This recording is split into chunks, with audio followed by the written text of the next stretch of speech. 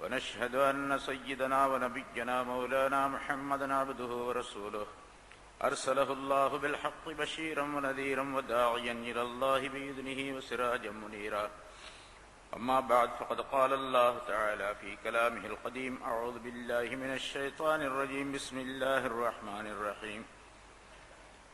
خذ من أموالهم صدقة تطهرهم وتزكيهم بها وصل عليهم إن صلاتك سكن لهم والله سميع عليم.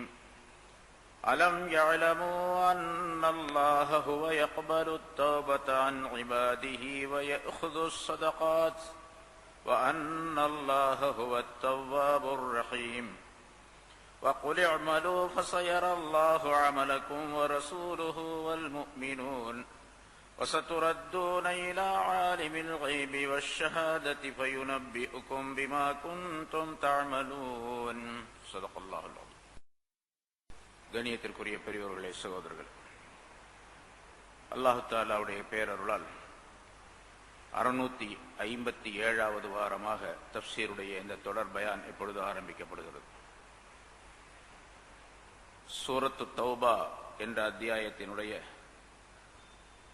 103 ஆயத்துகள் இதற்கு முன்னால் விளக்கம் சொல்லப்பட்டிருக்கின்றன. சென்ற வாரம் சொல்லப்பட்ட ஆயத்தில் முனாஃபிகீன்களை பற்றி உள்ள பல விஷயங்கள் சொல்லிக் கொண்டு வந்த அல்லாஹ் தஆலா அவர்கள் அல்லாஹுடைய பாதையிலே தங்களுடைய பொருள்களை செலவு செய்வது கிடையாது என்பதாக சொல்லிவிட்டு, மூமின்களிடத்திலிருந்து நீங்கள் கட்டாயமாக பொருளை வசூல் செய்து அதை உரியவர்களுக்கு வழங்க வேண்டும் என்ற சட்டத்தை அல்லாஹ் தஆலா சொன்னான். அவர்களுடைய பொருள்களிலிருந்து தர்மமாக ஜகாத்துடைய அமைப்பில் பொருளை நீர் எடுத்துக் கொள்வீராக. துதஹிருஹும் வ துஸக்கீஹிம் பிஹா, அந்த தர்மத்தின் மூலமாக அவர்களை நீர் பரிசுத்தப்படுத்தவும் அவர்களை மனச்சுத்தம் உடையவர்களாக ஆக்கவும் வேண்டும் என்பதாக அல்லாஹ் தஆலா சொன்ன ஆயத்திற்கு விளக்கம் சொல்லப்பட்டது. ஜகாத்தை பெற வேண்டும், ஜகாத்துடைய சட்டங்கள் எல்லாம் முன்னால் உள்ள ஆயத்திலே இன்னமஸ் ஸதகாத்து லில் ஃபுகரா என்ற ஆயத்தில் வந்த பொழுது அதற்குரிய விளக்கங்கள் சொல்லப்பட்டிருக்கின்றன. இங்கே ரசூலுல்லாஹி ஸல்லல்லாஹு அலைஹி வஸல்லம் அவர்களுக்கு அல்லாஹ் தஆலா ஜகாத்துடைய பொருளை வசூல் செய்யுமாறு கட்டளையிடுகின்றான். அப்படி ஜகாத்துடைய அந்த பொருள் அவர்களை பரிசுத்தப்படுத்தி தூய்மையானவர்களாக அவர்களை ஆக்கிவிடும் என்பதை அல்லாஹ் தெரியப்படுத்துகின்றான். ஜகாத்தை கொடுப்பதின் காரணமாக 2 விதமான சுத்தங்கள் மனிதர்களுக்கு ஏற்படுகின்றன என்பதை அல்லாஹ் அந்த ஆயத்திலே தெரிவிக்கின்றான். ஒன்று, அவர்களுடைய வெளிப்படையான சுத்தம். பொருளை மனிதன் தன்னுடைய விருப்பமான பொருளை அடுத்தவருக்கு கொடுக்கும் பொழுது அதன் மூலமாக மனிதனுடைய உள்ளம் சுத்தமடைகின்றது. உள்ளம் சுத்தமாகும் பொழுது மனிதனுடைய உடலும் சுத்தமாகிவிடும். மனிதனுடைய உடல் நோய்க்கு காரணம் மனிதனுடைய உள்ளம்தான் என்பதாக விளக்கப்பட்டு இருக்கின்றது. அதே போன்று அதை மாற்றி வைத்துக் கொண்டாலும், அதாவது மனிதனுடைய உடல் சுத்தமாக இருக்கும் பொழுது உள்ளமும் சுத்தமாக இருக்கும் என்பதாகவும் சொல்லப்பட்டு இருக்கின்றது. அதனால்தான் இஸ்லாத்திலே 2 சுத்தங்களும் வலியுறுத்தி சொல்லப்பட்டிருக்கின்றன. மனிதர்கள் வணக்கங்கள் செய்வதற்கு, குறிப்பாக தொழுகை நிறைவேற்றப்படுவதற்கு வெளிச்சுத்தம் கட்டாயமாக தேவை. இந்த வெளிச்சுத்தம் சரியாக இருக்கும் பொழுதுதான் மனச்சுத்தம் என்பது அந்த மனிதனுக்கு அமையும் என்பதையும் அல்லாஹ் குர்ஆனின் மூலமாக பல இடங்களிலே சொல்லி காட்டுகின்றான். தொழுகை சம்பந்தமாக 2 விதமான கட்டளைகளை அல்லாஹ் தஆலா சொல்லுகின்றார். ஒன்று, ஹாஃபிது அலஸ் ஸலவாத்தி, தொழுகைகளின் மீது நீங்கள் பேணுதலாக இருங்கள் என்ற அந்த ஆயத்திருக்கின்றதே, அது வெளிப்படையான நிலையை காட்டக்கூடியதாகும். தொழுகையிலே ஃபர்லு, வாஜிபு, சுன்னத்து, முஸ்தஹப்பு, மக்ரூஹ் என்றெல்லாம் எவை இருக்கின்றன அவற்றையெல்லாம் பேண வேண்டும் என்பது அந்த ஆயத்தினுடைய கருத்தாகும். தொழுகையிலே மேலோட்டமாக உள்ள எல்லா விஷயங்களையும் சரியாக செய்ய வேண்டும் என்பது. இன்னொரு ஆயத்து அல்லதீன ஹும் ஃபீ ஸலாத்திஹிம் ஹாஷிஊன், தங்களுடைய தொழுகையிலே பக்தியாளர்களாக இருக்கக்கூடியவர்கள் என்று மோமின்களை பற்றி அல்லாஹ் தஆலா சொல்லுகின்றார். இது மனச்சுத்தத்தை, மனதினுடைய ஓர்மையை சுட்டி காட்டக்கூடியதாக, ஹுஷு ஹுது என்று சொல்லப்படக்கூடிய பக்தியை சுட்டி காட்டக்கூடியதாக அமைந்திருக்கின்றது என்று விளக்கம் தரப்படுகின்றது. அரபியிலே நுணுக்கமான கருத்துகள் உண்டு. அவற்றை குர்ஆனின் மூலமாக அல்லாஹ் தஆலா சொல்லித் தருகின்றார். அதே போன்று ஜகாத் கொடுப்பதின் காரணமாகவும் மனிதனுடைய உடலும் உள்ளமும் சுத்தமடைகின்றது என்பதை அல்லாஹ் இங்கே குறிப்பிடுகின்றார். பிறகு ஜகாத்தை யாரிடத்திலிருந்து நீங்கள் வாங்குகின்றீர்களோ அவர்களுக்காக நீங்கள் துஆவும் செய்ய வேண்டும். வஸல்லி அலைஹிம், அவர்களுக்கு நீர் துஆ செய்வீராக. சல்லி அலைஹிம், பொதுவாக சல்லி அப்படிங்கிறதுக்கு ஸலவாத்து சொல்லுவீராக என்று பொருள் செய்ய வேண்டும். அகராதியினுடைய அர்த்தத்தின்படி துஆ செய்வீராக என்பதாக பொருளாகும். இன்னும் சில இமாம்களிடத்திலே சல்லி அலைஹிம் என்றால் அவர்களுக்காக வேண்டி பாவ மன்னிப்பு தேடுவீராக என்ற பொருளும் செய்யப்பட்டிருக்கிறது. அப்படி நீர் செய்யக்கூடிய துஆவோ பாவ மன்னிப்போ எதுவாக இருந்தாலும் இன்ன ஸலாத்தக ஸகனுல் லஹும், உம்முடைய துஆ அவர்களுக்கு நிம்மதியை தரும் என்பதாக அல்லாஹ் குறிப்பிடுகின்றார். ரசூலுல்லாஹி ஸல்லல்லாஹு அலைஹி வஸல்லம் துஆ எப்படிப்பட்டது? யாருக்காவது துஆ செய்தால் அந்த துஆவின் காரணமாக நிம்மதியான வாழ்க்கை, இரண்டு உலகிலும் பெறக்கூடிய சூழ்நிலை அல்லாஹ் அவர்களுக்கு கொடுத்து விடுவார். அதனால யார் ஜகாத் கொடுக்கின்றார்களோ அவர்கள் தாங்கள் சிரமப்பட்டு உழைத்து சம்பாதித்த அந்த பொருளை தீனுக்காக வேண்டிய அல்லாஹ்வுடைய வழியிலே செலவு செய்கின்றார்கள். ஆகவே உங்களுடைய துஆவை அவர்களுக்கு நீங்கள் பிரதியாக கொடுங்கள் என்பதாக சொல்லுகின்றார். இது ரசூலுல்லாஹி ஸல்லல்லாஹு அலைஹி வஸல்லம் அவர்களுக்கு மட்டுமல்ல, பொதுவாக எல்லாருக்கும் உள்ள சட்டம். யாரெல்லாம் ஜகாத்தை வாங்குகின்றாரோ, ஜகாத்துடைய பொருளை பெறுகின்றாரோ அவரெல்லாம் ஜகாத்து கொடுத்தவருக்காக வேண்டி துஆ செய்ய வேண்டும் என்பதும் இதன் மூலமாக தெரியப்படுத்தப்படுகின்றது. ரசூலுல்லாஹி ஸல்லல்லாஹு அலைஹி வஸல்லம் அவர்கள் யார் பொருள் கொண்டு வந்து கொடுத்தாலும் அவர்களுக்காக வேண்டி தனிப்பட்ட முறையில் துஆ செய்வார்கள். ஹஜரத் அப்துல்லாஹ் இப்னு அபி அவ்ஃபா ரலியல்லாஹு தஆலா அன்ஹு என்பவர்கள் சொல்லுகின்றார்கள், ரசூலுல்லாஹி ஸல்லல்லாஹு அலைஹி வஸல்லம் அவர்களிடத்தில் யாராவது ஒருவர் ஏதேனும் ஒரு பொருளை கொண்டு வந்து கொடுத்தால் அவர்களுக்காக வேண்டி துஆ செய்வார்கள். ஒரு நாள் என்னுடைய தந்தை அபு அவ்ஃபா என்பவர் ஒரு சதகாவுடைய பொருளை, தர்ம பொருளை கொண்டு வந்து கொடுத்தார்கள் ரசூலுல்லாஹி ஸல்லல்லாஹு அலைஹி வஸல்லம் அவர்களிடம். அப்பொழுது ரசூலுல்லாஹி ஸல்லல்லாஹு அலைஹி வஸல்லம் அவர்கள் இப்படி துஆ செய்தார்கள், அல்லாஹும்ம ஸல்லி அலா ஆலி அபி அவ்ஃபா, அபு அவ்ஃபாவுடைய குடும்பத்தாருக்கு நீ பாவ மன்னிப்பு வழங்குவாயாக, நீ அருள் புரிவாயாக. பொதுவாக ஸலவாத் என்பதற்கு அல்லாஹ் தஆலாவின் புறத்திலிருந்து கிடைக்கப்பெறக்கூடிய அருள் என்பதாக பொருள் சொல்லப்பட்டிருக்கின்றது. அபு அவ்ஃபாவுடைய குடும்பத்தினருக்கு அருள் வழங்குவாயாக என்று துஆ செய்தார்கள் என்று அவருடைய மகனார் அறிவிக்கின்றார். ஒரு பெண்மணி வந்தார், வஸல்லி அலைஹிம் இன்ன ஸலாத்தக ஸகனுல் லஹும் என்று அல்லாஹ் தஆலா சொல்லி இருக்கின்றான். யா ரசூலல்லாஹ், எனக்காக வேண்டி என்னுடைய கணவருக்காக வேண்டி துஆ செய்யுங்கள் என்பதாக சொன்னார் அந்த பெண்மணி. ரசூலுல்லாஹி ஸல்லல்லாஹு அலைஹி வஸல்லம் உடனே சொன்னார்கள், ஸல்லல்லாஹு அலைஹி வ அலா ஸௌஜிகி என்று சொன்னார்கள். உன் மீதும் உன்னுடைய கணவரின் மீதும் அல்லாஹ் தஆலா அருள் பொழிவானாக என்று துஆ செய்தார்கள் என்று குறிப்பிடப்படுகின்றது. ரசூலுல்லாஹி ஸல்லல்லாஹு அலைஹி வஸல்லம் அவர்கள் பல்வேறு விதமான வார்த்தைகளை கொண்டு இந்த துஆக்களை மக்களுக்கு சொல்லி இருக்கின்றார்கள். அவற்றில் ஏதாவது ஒன்றை நாம் பயன்படுத்திக் கொள்ளலாம். இன்னொரு ஹதீஸிலே அல்லாஹும்ம ஜஅல் ஸலவாத்தக வ ரஹ்மத்தக அலா ஆலி ஸஅத் இப்னு உபாதா என்ற ஒரு ஹதீஸிலே ஸஅத் இப்னு உபாதா ரலியல்லாஹு தஆலா அன்ஹு அவர்களுக்காண்டி துஆ செய்ததாக குறிப்பிடப்படுகின்றது.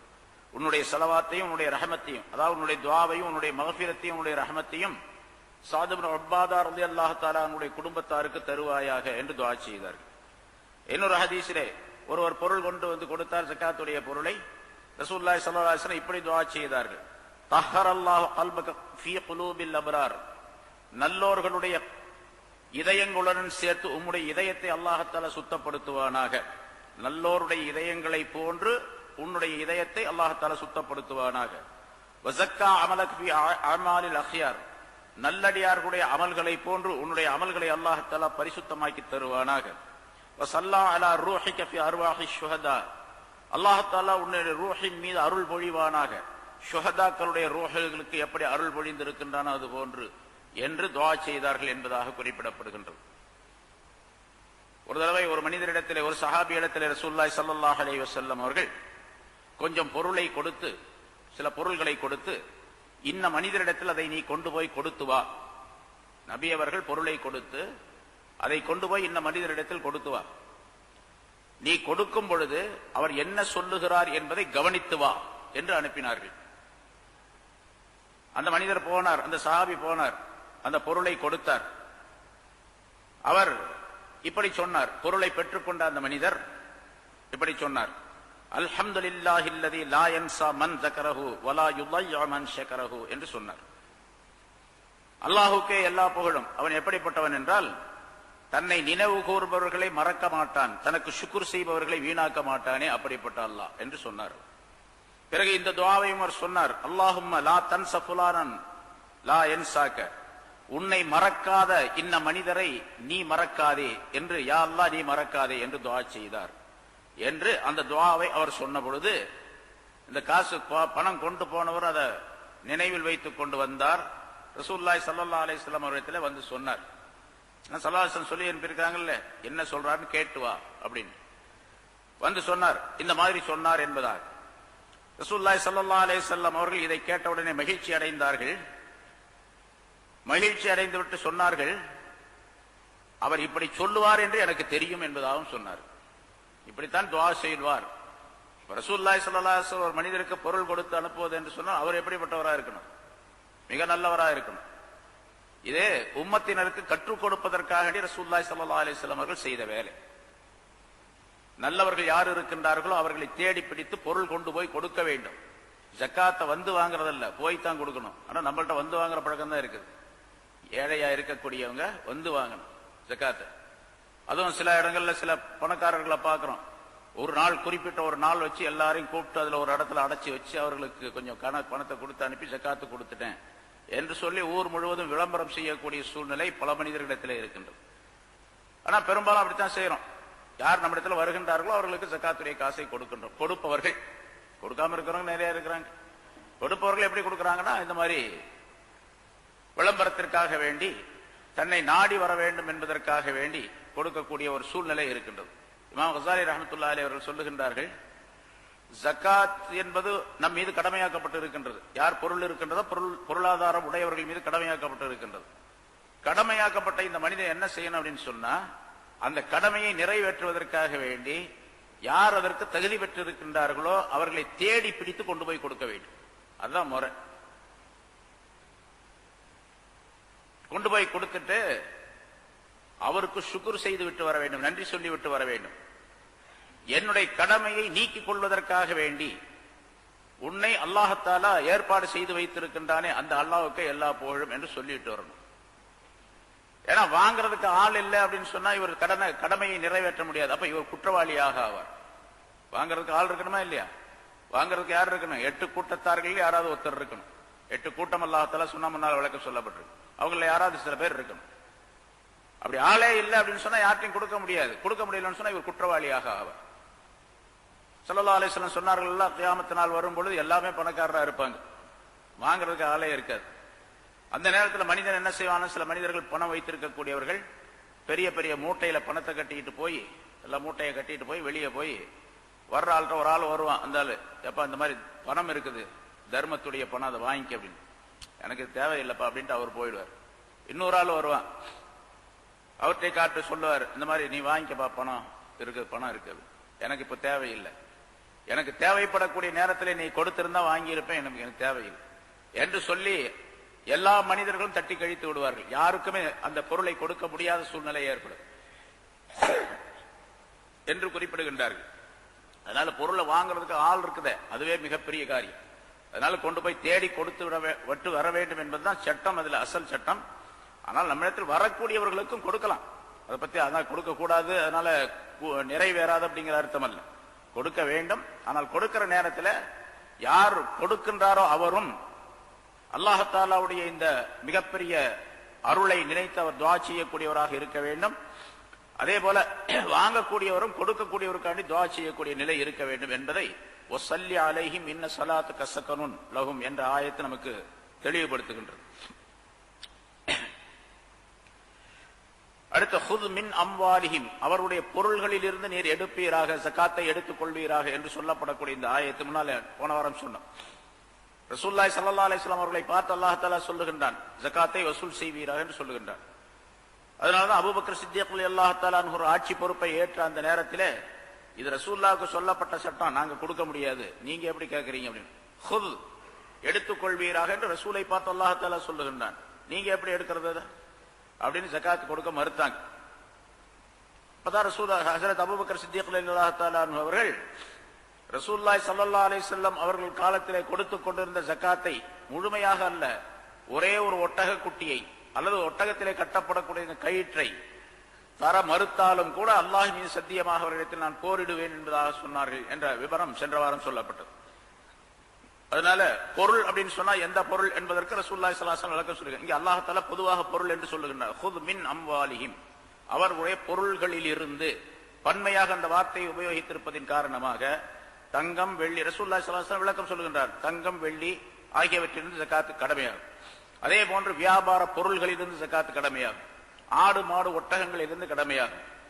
மனிதர்களுக்கு உபயோகப்படக்கூடிய தானியங்கள், பழங்கள், காய்கறிகள் இவையெல்லாம் எது எது இருக்கின்றனவோ, அதாவது நிலத்தில் விளையக்கூடிய பொருள்கள், விளை பொருள்கள், இதற்கும் ஜகாத்து கடமையாகும் என்ற விவரங்கள் எல்லாம் முன்னால் சொல்லப்பட்டு இருக்கின்றன. அம்வாலிஹிம் என்ற வார்த்தையின் மூலமாக அல்லாஹ் தஆலா அதனை தெரியப்படுத்துகின்றார். இதை கொடுக்காதவருக்கு தண்டனையும் அல்லாஹ் தஆலா குர்ஆனின் மூலமாக சொல்லி காட்டுகிறார். வல்லதீன யக்னீஸூன ஸஹப முன்னால் வந்திருக்குது. தங்கத்தையும் வெள்ளியையும் சேமித்து வைத்து அல்லாஹ்வுடைய பாதையிலே அதை செலவு செய்யாதவர்களுக்கு நரக நெருப்பில் அது சூடு போடப்படும் என்ற விவரம் முன்னால் சொல்லப்பட்டிருக்கின்றது. அதனால இந்த ஆயத்தின் மூலமாக பல்வேறு விதமான சட்டங்கள் ஜகாத் சம்பந்தமாக தெரியப்படுத்தப்பட்டு இருக்கின்றது. அதையெல்லாம் ரசூலுல்லாஹி ஸல்லல்லாஹு அலைஹி வஸல்லம் விளக்கி வைத்திருக்கின்றார்கள். பின்னால் வந்த இமாம்கள் நமக்கு அதை தெளிவுபடுத்தி சொல்லி காட்டி இருக்கின்றார்கள். ஆக ஒரு மனிதர் ஜகாத் கட்டாயமாக கொடுக்க வேண்டும். இஸ்லாமிய அரசாங்கமாக இருந்தால் அந்த அரசாங்கத்தின் மூலமாக அது வசூல் செய்யப்பட்டு உரியவர்களுக்கு வழங்கப்பட வேண்டும் என்பதாக குறிப்பிடப்படுகின்றது. ஏனென்று சொன்னால் பொருள் என்பது முன்னால சொல்லி இருக்கிறோம், பொருள் என்பது மனிதனுக்கு மிக பிரியமான ஒன்று. எல்லாத்தை விட மனிதனுக்கு பிரியமான ஒன்று பொருள் என்பது. பொருளை விரும்பாத மனிதர்களே யாரும் கிடையாது. அது ரொம்ப கம்மி. பல கோடிக்கணக்கான மக்கள்ல யாராவது ஒருத்தருக்கு பொருள் விருப்பம் இல்லாத சூழ்நிலை இருக்கலாம். பொருளை விரும்பாத மனிதனே கிடையாது. எல்லா மனிதர்களும் பொருளை விரும்புகின்றார்கள். மனிதர்களுக்கு விருப்பமான அந்த பொருளை அல்லாஹ் நாடியவர்களுக்கு கொடுத்து, அப்படி பொருளின் மீது இருக்கக்கூடிய அந்த விருப்பம் என்னுடைய விருப்பத்தை விட அதிகமாக இருக்கின்றதா குறைவாக இருக்கின்றதா என்று சோதனை செய்வதற்காக அல்லாஹ் தஆலா இந்த ஜகாத், சதகா போன்றவற்றை கடமையாக்கி வைத்திருக்கின்றார். கடமையாக்கப்பட்ட அந்த விஷயத்தை, அந்த தர்மத்தை ஒரு மனிதன் தன்னுடைய பொருளிலிருந்து கொடுத்து விட்டால் அல்லாஹுடைய கட்டளையை மதிக்கின்றார் என்பதாக பொருளாகும். அப்ப கொடுக்கும் பொழுது இந்த நிலையும் இருக்க வேண்டும், மன விருப்பத்தோடு கொடுக்க வேண்டும். அல்லாஹ் கட்டளையிட்டு இருக்கின்றான் என்பதற்காக வேண்டி மனக்கசப்போடு கொடுப்பதல்ல. கொடுக்கறதுல ரெண்டு விதம் இருக்கலாம் இல்லையா? விருப்பப்பட்டும் கொடுக்கலாம், விருப்பம் இல்லாமலும் கொடுக்கலாம். ஏதோ சொல்லியாச்சு, சட்டம் வந்துருச்சு, அதனால் கொடுக்கிறேன் என்று நிர்பந்தமான நிலையில கொடுக்க கூடாது. மன விருப்பத்தோடு கொடுக்கக்கூடிய நிலை இருக்க வேண்டும் என்பதும் இந்த ஆயத்தின் மூலமாக தெரியப்படுத்தப்படுகின்றது. ஏனென்று சொன்னால் அந்த பொருள் கொடுக்கப்படாவிட்டால் மற்ற எல்லா பொருள்களையும் சேர்த்து அது அசுத்தமாக்கி விடுகின்றது. எல்லா பொருளும் சேர்ந்து இந்த மனிதனுக்கு பலவிதமான துன்பங்களை கொண்டு வந்து சேர்க்கக்கூடியதாக ஆக்கப்பட்டு விடுகின்றது. துதஹிருஹும் வ துஸக்கீஹிம் என்ற ஆயத்தின் மூலம் துதஹிருஹும், அவர்களை அந்த ஜகாத் சுத்தப்படுத்தும், அந்த ஜகாத் அவர்களை பரிசுத்தப்படுத்தும் என்ற வார்த்தைகளை அல்லாஹ் தஆலா குறிப்பிடும் பொழுது ஜகாத்தின் மூலமாக மனிதன் தூய்மை பெறுகின்றான், பரிசுத்தமாகின்றான் என்பது தெரியப்படுத்தப்படுகின்றது. அந்த சுத்தத்தை அல்லாஹ் தஆலா விரும்புகின்றான், அதை செய்ய வேண்டும் என்பதாக குறிப்பிடுகின்றார். மனிதனுடைய பொருள் சம்பந்தமான நிறைய விஷயங்கள் ரசூலுல்லாஹி ஸல்லல்லாஹு அலைஹி வஸல்லம் சொல்லி காட்டுகின்றார். ஏராளமான விஷயங்கள் இருக்கின்றன, ஏராளமான ஹதீஸ்கள் சொல்லப்பட்டு இருக்கின்றன. மனிதன் என்னுடைய பொருள் என்னுடைய பொருள் என்பதாக சொல்லுகின்றான். யகூலு இப்னு ஆதம் மாலி மாலி, என்னுடைய பொருள் என்னுடைய பொருள் என்று மனிதன் சொல்லுகின்றான், ஆதமுடைய மகன் சொல்லுகின்றான். ஆனால் அவனுடைய அசல் பொருள் எது தெரியுமா? அவனுக்கு எது பலன் தருகின்றதோ அதுதான் அசல் பொருள். அவனுக்கு பலன் தர வேண்டும். அந்த பலன் தருவது என்ன என்பதை ரசூலுல்லாஹி ஸல்லல்லாஹு அலைஹி வஸல்லம் அந்த ஹதீஸிலே சொல்லுகின்றார்கள். மா அக்கல ஃபஅஃப்னா அவ் லபிஸ ஃபஅப்லா அவ் தஸத்தக ஃபஅம்லா. மனிதன் சாப்பிட்டு முடித்ததும், சாப்பிட்டு அழித்ததும், எப்ப சாப்பிட்டா அது அழிஞ்சு போயிடுது, அதோட அது வேற மாதிரி போய் அது அழிஞ்சு போயிடுது. சாப்பிட்டு அழித்ததும், உடுத்தி பழையதாக ஆக்கியதும், உடித்து கிழித்ததும், கொடுத்து சேமித்ததும், அடுத்தவருக்கு கொடுத்து சேமித்தது, கொடுத்ததெல்லாம் சேமிப்பாகும், வைத்திருப்பதெல்லாம் அடுத்தவருடைய பொருளாகும். இன்னொரு ஹதீஸ்ல ரசூலுல்லாஹி ஸல்லல்லாஹு அலைஹி வஸல்லம் கேட்டார்கள் சஹாபாக்களிடத்தில், உங்களில் யார் தன்னுடைய பொருளை விட அடுத்தவருடைய பொருளை அதிகமாக விரும்பக்கூடியவர் அப்படின்னு சொல்லு. யார சொல்ல, எங்க பொருளை தான் நாங்க விரும்புவோம், அடுத்தவங்க பொருள் நாங்க எப்படி விரும்புவோம் அப்படின்னு சொன்ன போது ரசூலுல்லாஹி ஸல்லல்லாஹு அலைஹி வஸல்லம் சொன்னார்கள், அப்படியானால் நீங்க எந்த பொருளை எல்லாம் தர்மம் செய்கின்றீர்களோ அல்லாஹ்வுடைய பாதையில் அதுவெல்லாம் உங்களுடைய பொருள், எதையெல்லாம் நீங்கள் சேமித்து வைக்கின்றீர்களோ அதுவெல்லாம் அடுத்தவருடைய பொருள். நம்ம நினைச்சு பார்க்காத ஒரு விளக்கம் இல்லையா? திடீர்னு நினைச்சா வராது, ஆனா ஆழ்ந்து சிந்தித்தால் அதுதான் அர்த்தம். எதையெல்லாம் நாம் சேமித்து வைத்து விட்டு விட்டு போகின்றோமோ அது என்னுடைய பொருள் அல்ல, அது அடுத்தவருக்கு சேர வேண்டிய பொருள், அது சேர்ந்து விடும். எதையெல்லாம் நான் கொடுத்தேனோ அது என்னுடைய பொருள், கொடுத்ததெல்லாம் என்னுடைய கணக்கில் வரவு வைக்கப்பட்டு இருக்கும், சேமித்ததெல்லாம் என்னுடைய கரவில் வரவு வைக்கப்பட்டு இருக்காது, அது என்னுடைய பொருள் அல்ல என்ற கருத்தை ரசூலுல்லாஹி ஸல்லல்லாஹு அலைஹி வஸல்லம் தெரியப்படுத்துகின்றார். நிச்சயமாக அல்லாஹ் தஆலா தன்னுடைய அடியார்களிடத்திலிருந்து தௌபாவை ஏற்றுக்கொள்ளுகிறான் என்பதை அவர்கள் அறிந்து கொள்ளக்கூடாதா? வயஅஹுது ஸதகாத்தி, சதகாக்களை தர்மங்களை அவன்தான் எடுத்துக் கொள்ளுகின்றான் என்பதையும் அவர்கள் அறிந்து கொள்ளக்கூடாதா என்று அல்லாஹ் தஆலா கேட்கின்றார். ரெண்டு விஷயங்களை அல்லாஹ் சொல்லுகின்றார். தௌபாவை அல்லாஹ் தஆலா ஏற்றுக்கொள்ளுகின்றான், யார் தௌபா செய்கின்றார்களோ தௌபாவை கட்டாயமாக அல்லாஹ் தஆலா ஏற்றுக்கொள்ளுகின்றான் என்று நம்பிக்கை கொள்ள வேண்டும். அப்படி விளங்கிக் கொள்ளக்கூடாது, அறிந்து கொள்ளக்கூடாது என்று சொன்னால் கட்டாயமாக அல்லாஹ் ஏற்றுக்கொள்ளுகின்றான் என்பதை நீங்கள் அறிந்திருக்க வேண்டும். அதே மாதிரி சதகா செய்வதையும் அல்லாஹ் தஆலா ஒப்புக்கொள்ளுகிறான் என்பதையும் நீங்கள் அறிந்திருக்க வேண்டும்.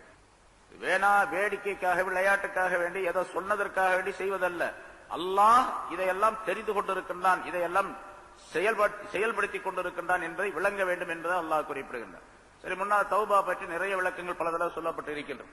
தௌபா செய்வது ஒவ்வொரு மனிதரின் மீதும் கட்டாயம், ஒவ்வொரு மூமினான மனிதன் மீது வயது வந்த பிறகு, பருவமடைந்த பிறகு, கபருக்கு செல்லக்கூடிய நேரம் வரைக்கும் ஒவ்வொரு பாவம் செய்யறார செய்யலையாத, நான் பாவமே செய்யல அப்படின்னு யாரும் சொல்ல முடியாது இல்லையா?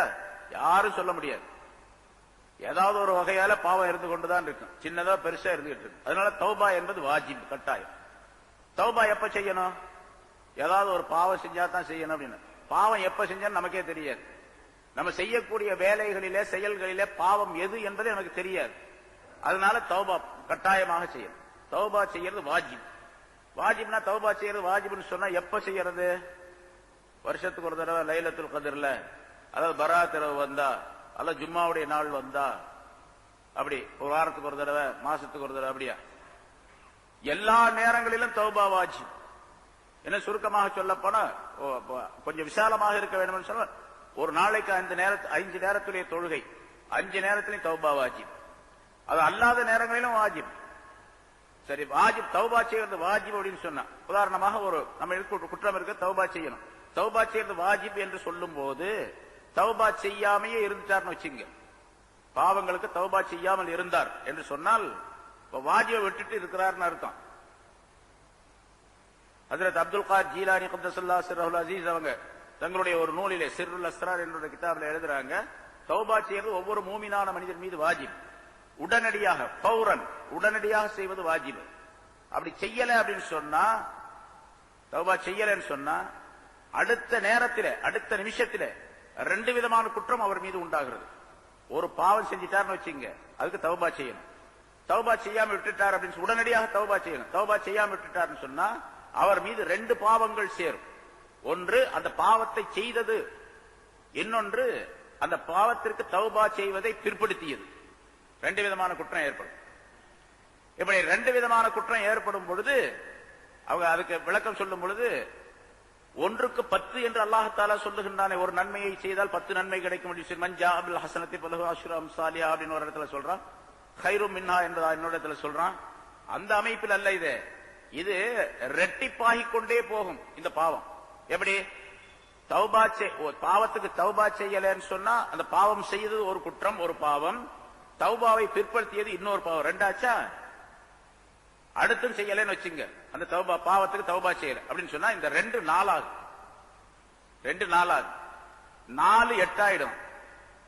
தௌபா பாவத்துக்கு தௌபா செய்யாதது ஒரு குற்றம், பிற்படுத்தியது ஒரு குற்றம். அடுத்த நேரம் வரும் பொழுது அந்த பாவத்தை செய்யாதது ஒரு குற்றம், தௌபாவை பிற்படுத்தியது 2வது குற்றம். 2 குற்றம் அங்கே சேரும். ஆக 4ஆக மாறிடும். இதே போல பாவங்கள் பெருகிக் கொண்டே போகும் என்பதாக குறிப்பிடுகின்றார். அதனால உடனடியாக தௌபா செய்ய வேண்டும். இது நிறைய முன்னாலே சொல்லி இருக்கிறோம். ஆக தௌபா என்பது ஒவ்வொரு மூமினான மனிதருக்கும் கட்டாயமானது என்பதை குறிப்பிடுகின்றான் அல்லாஹ் தஆலா.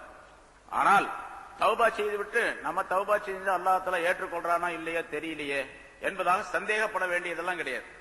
தௌபா எந்த முறையிலே செய்ய வேண்டுமோ, தௌபா என்று சொன்னால் மீளுதல் அப்படின்னு அர்த்தம். என்ன மீளுதல்? பாவத்தை விட்டும் மீளுதல், பாவம் செய்வதை விட்டும் மீண்டு வருதல் அப்படின்னு அர்த்தம். அதனாலதான் தௌபாவுக்கு 3 விதமான நிபந்தனைகள், ஷர்த்துகள் சொல்லப்பட்டிருக்கின்றன. ஒன்று, தான் செய்த பாவத்தை முதலாவதாக விட்டுவிட வேண்டும். பாவம் செஞ்சுக்கிட்டே தௌபா செய்யறதல்ல, பாவத்தை விட்டுவிட வேண்டும். இரண்டாவது, பாவம் செய்து விட்டோமே என்று கவலை வர வேண்டும், கவலை வர வேண்டும். அந்த கவலை தான் மெயின் இருக்கிறதுலயே. மூணாவது, இனிமேல் நான் பாவமே செய்ய மாட்டேன், எந்த பாவத்துக்காண்டி தௌபா செய்யறோ அந்த பாவத்தை நான் செய்யவே மாட்டேன் என்று அஸ்மு, உறுதி வர வேண்டும். இந்த 3ம் தௌபாவுக்கு நிபந்தனை. இந்த 3 நிபந்தனைகள் வந்து விட்டால் அவர் தௌபா வந்து விட்டது. அந்த தௌபாவை அல்லாஹ் தஆலா நிச்சயமாக ஏற்றுக்கொள்ளும் என்று அல்லாஹ் தெரியப்படுத்துகின்றான்.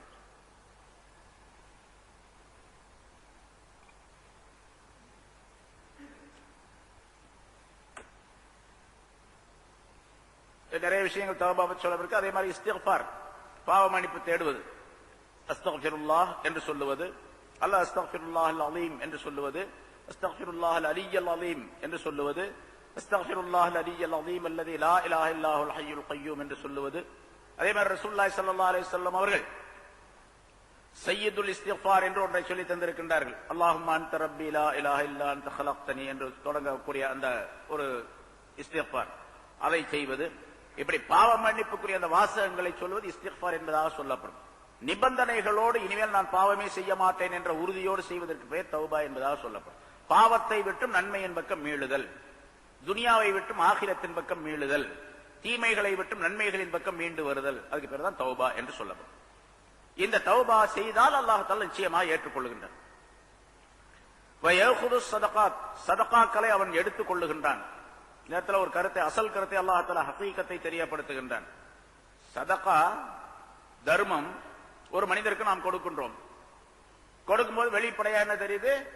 நான் கொடுத்த சதகாவை அவர் வாங்கிட்டார் அப்படின்னு தெரியுது. நான் கொடுத்த தர்மத்தை அவர் வாங்கி கொண்டார். ஆனால் உண்மையிலே வாங்குறது யாரு? அல்லாஹ் வாங்குகின்றான் என்று அல்லாஹ் இங்கே ஏஹுது சதகா, சதகாவை, சதகாக்களை, தர்மங்களை அல்லாஹ் வாங்குகின்றான் என்று அல்லாஹ் இங்கே சொல்லுகின்றான். அல்லாஹ் வாங்க. இதே ரசூலுல்லாஹி ஸல்லல்லாஹு அலைஹி வஸல்லம் ஒரு ஹதீஸ் விளக்குகின்றார், முன்னாலும் சொல்லப்பட்டு இருக்கின்றது. ஹஜ்ரத் அபூ ஹுரைரா ரலியல்லாஹு தஆலா அன்ஹு அவர்கள் அறிவிக்கக்கூடிய அந்த ஹதீஸில், வல்லதி நஃப்ஸி பியதிஹி மா மின் அப்தின் யதஸத்தகு பிஸதகத்தின் தய்யிபா மின் கஸ்பின் தய்யிப் வலா யக்பலுல்லாஹு இல்லா தய்யிபா வலா யஸாது இலஸ் ஸமாஇ இல்லா தய்யிப் என்ற ஹதீஸினுடைய தொடரில் ரசூலுல்லாஹி ஸல்லல்லாஹு அலைஹி வஸல்லம் சொல்லுவது, யார் வசத்திலே என்னுடைய உயிர் இருக்கின்றதோ அவன் மீது ஆணையாக, அல்லாஹ் மீது ஆணையாக, எந்த ஒரு மனிதன் ஹலாலான முறையிலே பொருள் ஈட்டி அந்த பொருளில் இருந்து சதகா செய்தால், சதகா செய்யறது ஹலாலான பொருளா இருக்கணும். ஹராமா சம்பாதிச்சு தர்மம் கொடுத்தா அது தர்மத்துக்கு அர்த்தமே இல்லை, நிறைய சொல்லி இருக்கிறோம். ஏன்னா அல்லாஹ் தஆலா லா யக்பலுல்லாஹு இல்லா தய்யிபா, பரிசுத்தமான பொருளை தவிர வேற எதையும் அல்லாஹ் தஆலா ஏற்றுக்கொள்வதில்லை. ஏன்னா இன்னொரு ஹதீஸில் இப்படி, இன்னல்லாஹ தய்யிப் லா யக்பலு இல்லா தய்யிபா, அல்லாஹ் தஆலா பரிசுத்தமானவன், பரிசுத்தமான பொருளை தவிர வேற எதையும் ஏற்றுக்கொள்வதில்லை என்பதாக சொல்லுங்கள். அந்த தர்மம் யாருடைய கையிலே நாம் கொடுக்கின்றோமோ அது அவருடைய கையிலே விழுவதற்கு முன்னதாக ரஹ்மானுடைய கரத்திலே அது விழுகின்றது என்று ரசூலுல்லாஹி ஸல்லல்லாஹு அலைஹி வஸல்லம் சொல்றாங்க. அன்னமா யவஹா ஃபீ யதிர் ரஹ்மான், ரஹ்மானுடைய கையிலே, அல்லாஹ் தஆலாவுடைய கையிலே அது விழுகின்றது. எதிரில் இருக்கக்கூடிய ஒரு மிஸ்கீனுடைய, ஏழையுடைய கையிலே நாம் கொடுக்கின்றோம். ஆனால் அவருடைய கையிலே விழுவதற்கு முன்னதால அல்லாஹ்வுடைய கையிலே விழுகிறது என்று சொன்னால் என்ன அர்த்தம்? இவர் உண்மையான நிய்யத்தோடு, எண்ணத்தோடு ஹலாலான பொருளை தர்மம் செய்ய நினைக்கும் பொழுதே அந்த பொருள் அல்லாஹ் தஆலாவால் ஏற்றுக்கொள்ளப்படுகின்றது அப்படின்னாரு. அல்லாஹ்வினால் ஏற்றுக்கொள்ளப்படுகிறது, அதான் விழுகிறது அப்படின்னாரு. அல்லாஹ் ஏற்றுக்கொண்டால் இந்த பொருளுக்குரிய பிரதிபலனை அல்லாஹ் தஆலா பெரிதாக்கி அதிகமாக்கி அங்கே தயார் செய்து வைத்திருக்கின்றான். எப்படி வைக்கின்றான்? ஸல்லல்லாஹு அலைஹி வஸல்லம் சொல்லுகின்றார், ஃபயுரப்பிஹா லஹு கமா யுரப்பி அஹதுக்கும் ஃபலுவ்வஹு, அந்த பொருளை அல்லாஹ் தஆலா வளர்த்து வருகின்றான் உங்களில் ஒருவர் குதிரை குட்டியை வளர்ப்பதை போன்று. ஏன்னா அந்த காலத்தில் அரபு நாட்டில் குதிரை என்பது மிகப்பெரிய செல்வம். அது ஒட்டகத்தை விட குதிரைக்கு பெரிய மதிப்பு இருந்துச்சு. பொதுவாக உலக அரங்கிலே எல்லா இடத்திலும், உலகம் முழுவதுமே அரபு நாட்டு குதிரைகளுக்கு மதிப்பு மரியாதையும் உண்டு, விலையும் கூடாது. இப்பவும் அப்படித்தான். அரபு நாட்டு குதிரைன்னு சொன்னா ரொம்ப பெரிய மதிப்பு, அது விலையும் கூடாது. அதனால அவங்க குதிரை எப்படி வளர்ப்பாங்க அப்படிங்கறத அவங்களுக்கு தெரியும். குதிரை குட்டியை உங்களிலே ஒருவர் வளர்ப்பதை போன்று அல்லாஹ் தஆலா அந்த சதகாவை வளர்த்து வருகின்றான். ஹத்தா அன்னல் லுக்பத அவில் லுக்ம அவி தம்ரத லதஅதி யௌமல் கியாமத்தி மிஸ்ல் ஜபலில் அஸீம் என்று ரசூலுல்லாஹி ஸல்லல்லாஹு அலைஹி வஸல்லம் சொல்லிவிட்டு இந்த ஆயத்தை வாசித்து காட்டினார்கள் என்பதாக குறிப்பிடுகின்றார்கள். அதாவது நீங்கள் கொடுக்கக்கூடிய ஒரே ஒரு கவளம் உணவு, ஒரு ஏழைக்கு ஒரு மிஸ்கீனுக்கு ஒரு கவளம் உணவு அளிக்கின்றீர்கள், அல்லது ஒரு பேரிச்ச ஒரு துண்டு பேரிச்சம்பளம், இது கியாமத்து நாளிலே மிக பெரிய ஒரு மலையை போன்று அங்கே குவிந்து கிடக்கும். அதான் வளர்க்கிறது அப்படிங்க. அல்லாஹ் தஆலா வளர்த்து அவ்வளவு பெருசாக ஆக்கி தருகின்றன. அப்படின்னா என்ன கருத்து? அதற்குரிய நன்மையை பன்மடங்காக பல்லாயிரக்கணக்கான மடங்காக அல்லாஹ் தஆலா ஆக்கி தருகின்றான் என்பதாக பொருளாகும். இதை அல்லாஹ் தஆலா தன்னுடைய கிதாபிலே தன்னுடைய வேதத்திலே சொல்லுகின்றான் என்று ரசூலுல்லாஹி ஸல்லல்லாஹு அலைஹி வஸல்லம் அவர்கள் அலம் யஅலமு அன்னல்லாஹு யக்பலு தௌபத அன் இபாதிஹி வ யஅഖுது ஸதகாத் என்ற இந்த ஆயத்தை ஓதி காட்டி இது அல்லாஹ் தஆலா இதை நான் சொன்னதை உண்மைப்படுத்துகின்றான் என்பதாக ரசூலுல்லாஹி ஸல்லல்லாஹு அலைஹி வஸல்லம் குறிப்பிட்டார்கள் என்பதாக குறிப்பிடப்படுகின்றது. அல்லாஹ் தஆலாவின் புறத்தில் இருந்து சதகா ஏற்றுக்கொள்ளப்பட்டு அதன் காரணமாக மிகப்பெரிய நன்மைக்குரியவராக அவர் மாற்றப்படுகின்றார், ஆக்கப்படுகின்றார் என்பதையும் அல்லாஹ் குறிப்பிடுகின்றார். பொதுவாக சதகாவை வாங்கக்கூடியவர் மனிதராக இருந்தாலும் கூட அதனுடைய பிரதிபலன் தரக்கூடியவன் அல்லாஹ் என்ற காரணத்தினால் அல்லாஹ் தஆலா யஹுது ஸதகாத் என்று சொல்லுகின்றார். ஏன்னா சதகாவை அல்லாஹ் எடுக்கிறான்னு சொன்னா அல்லாஹ் டைரக்டா நேரா வந்து எடுக்கிறான் அப்படிங்கிற அர்த்தம் அல்ல, அதற்குரிய நன்மைகளை இந்த முறையிலே தருகின்றான் என்பதற்கு அந்த ஹதீஸ் விளக்கமாக அமைந்திருக்கின்றது.